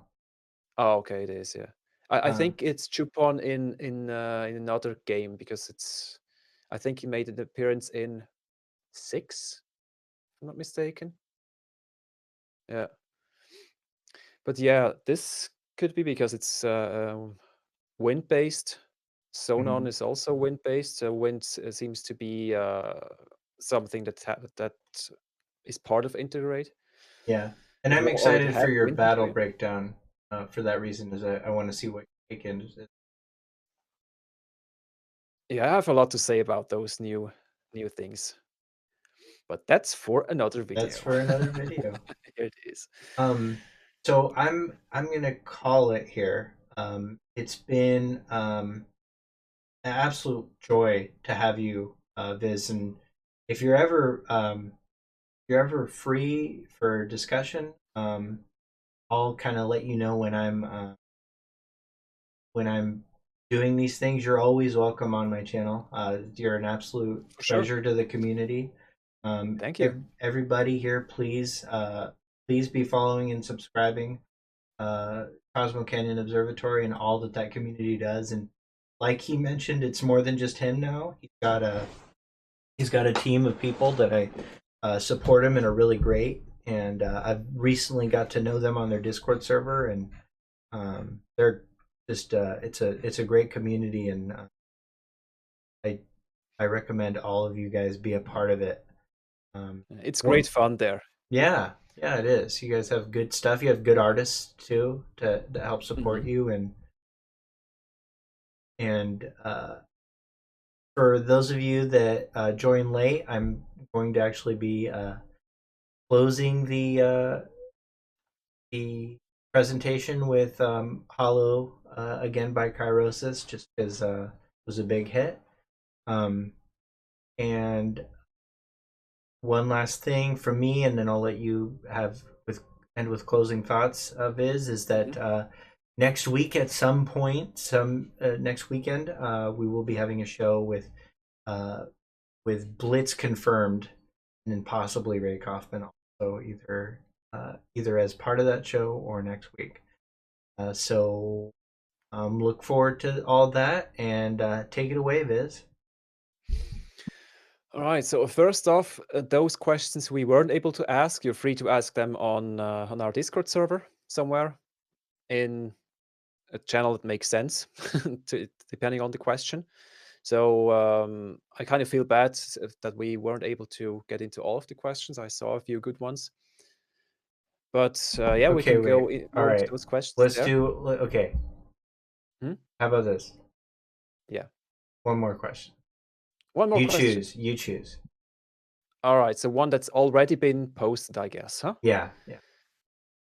So I saw one. Oh, here's also a good question I saw before from Mary Mobile, or someone else brought it up, and she agreed. Does Yuffie change since she was not in a singularity with them? So could be that she loses all of the memories of what happened there, or maybe that this whole thing didn't happen for her, depending on what actually happens Yeah. after the reset. If we're going by my theory, everything will be committed to memory that changed, so it won't be anything different from her or for her. But yeah, if it is a complete reset, whispers don't exist, and everything they touched also doesn't happen, and anything else could happen. But I don't want to go there because there's so many assumptions to be made. So for now, I personally would think that nothing really changes for her, because this is new memories that the Whispers didn't change, unless they appear and do mess around in this DLC. I certainly hope not. It's always a possibility, but from that point, or for that viewpoint, I think it's just keeps going on. I have 100%, we'll say 99.99% confidence that the Whispers will appear in the DLC. They might not, I don't think they'll have a big thing. I don't think it'll be a big deal, but I think we will see them. As far as the singularity and all that's attached to that, I think that's what's really. We talked earlier about like what's the secret ending? What's the thing that Intergrade keeps the door open on in terms of furthering the mystery of Final Fantasy VII Remake? I think that's going to be how they answer the question. That's how they're going to achieve it. Is what Yuffie's perception is of Midgar and its surroundings after the events of in the singularity. If they show even a frame of that, it'll tell us so much about what's really going on. So I don't know what, but I have absolutely no idea what I think we're gonna see, other than that if you'd gun to my head, it would be carrier stamp from the perspective of Yuffie. I don't think we're gonna get an explanation as to if she has memory or if she was affected by the change or not. I think we might get a hint, but that's it. Yeah, we see the Beagle in her DLC in the game proper, chapter 1 and 2 at some point, some poster or something, and maybe No, in the we don't. You mean that in the whole DLC? So I don't think we see the Beagle in DLC. Have you found which it? would mean that the DLC is a product of the rewrite and didn't happen before we went into the singularity. Maybe. This is also something I thought about. I'm not quite sure, but it's possible. I mentioned this in the previous podcast with Carosis. So the reunion podcast. I mentioned something about that. Okay, have you? And this is yes. Here we go. Okay, Yeah, so have you noticed? So have you run across any Beagle stamps in Sector 7? I'll just answer for you. There isn't any. No, I don't. I don't remember. I only saw this general texture of several posters layered upon each other, and this is the Banora apple and some other, and the Chocobo, and that's probably it, and some other random things. That's there's no stamp in Sector 7 in Remake. True. Yeah, that's true. The stamp is not there. It's only in Wall Market.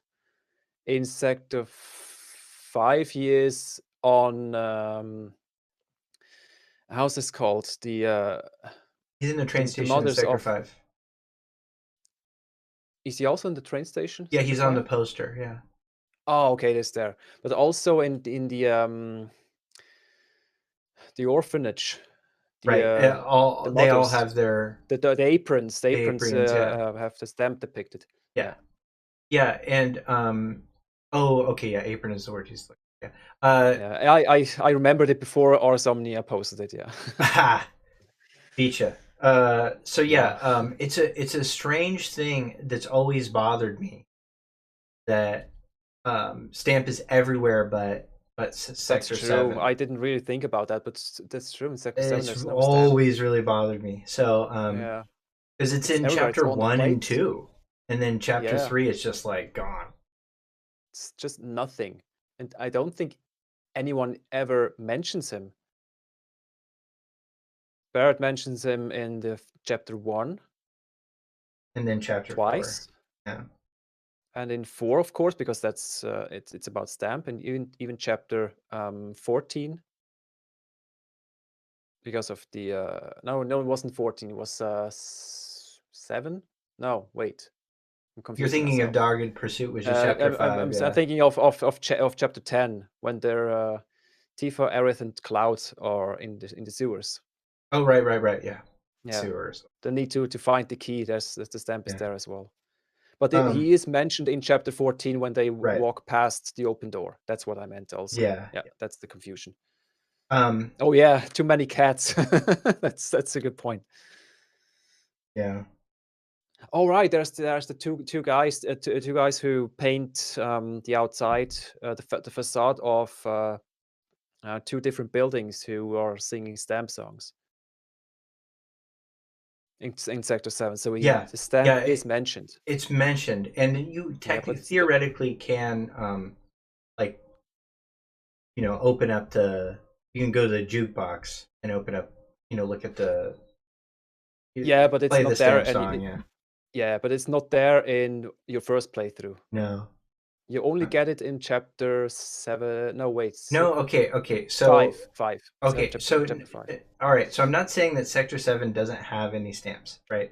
It does, but it's just they're not painted anywhere. The only place you Yeah, see that's stamp is on the chip bags, and it's during their celebration after they kick. Right. Was about to say that. Yeah, Yeah. that's true. But And that's still in Sector 7 slums. yeah, So this is the only one you see them there, but no posters. no posters. Yeah. So that's always kind of bothered me. Like, why is that? What is that about? But I think in my head, Ken, it was like, oh, they're trying to not draw attention to Avalanche being there. But Oh, that's a good idea. Yeah, that they took down all the stamp posters. Yeah. Now even on the green board or black board, it's called, but it's green. At the base of the pillar, there's also no stamp depicted. There's only the Shinra stuff. Present Shinra is there, some Shinra propaganda, and don't remember stamp being there now. So, anyways, guys, if you have more questions, feel free to ask it on the Discord server, on their Discord server, or hit me up like on Twitter. I'm fairly accessible via DM, and then I think you've got all of that stuff posted on your Twitter. And then when I'm gonna re-upload this to YouTube, and I'll make sure that I'll include links to all necessary communities and stuff like that. So okay, I'm gonna call it. We got a real solid 4 hours, and so Yep. this is great. Thank you for being generous with your time, and again, No you're worries. always welcome on my stream. I love all of you guys, and please tune in next week. And I'm terrible at ending streams, so I'm just gonna do it. Goodbye. Yeah.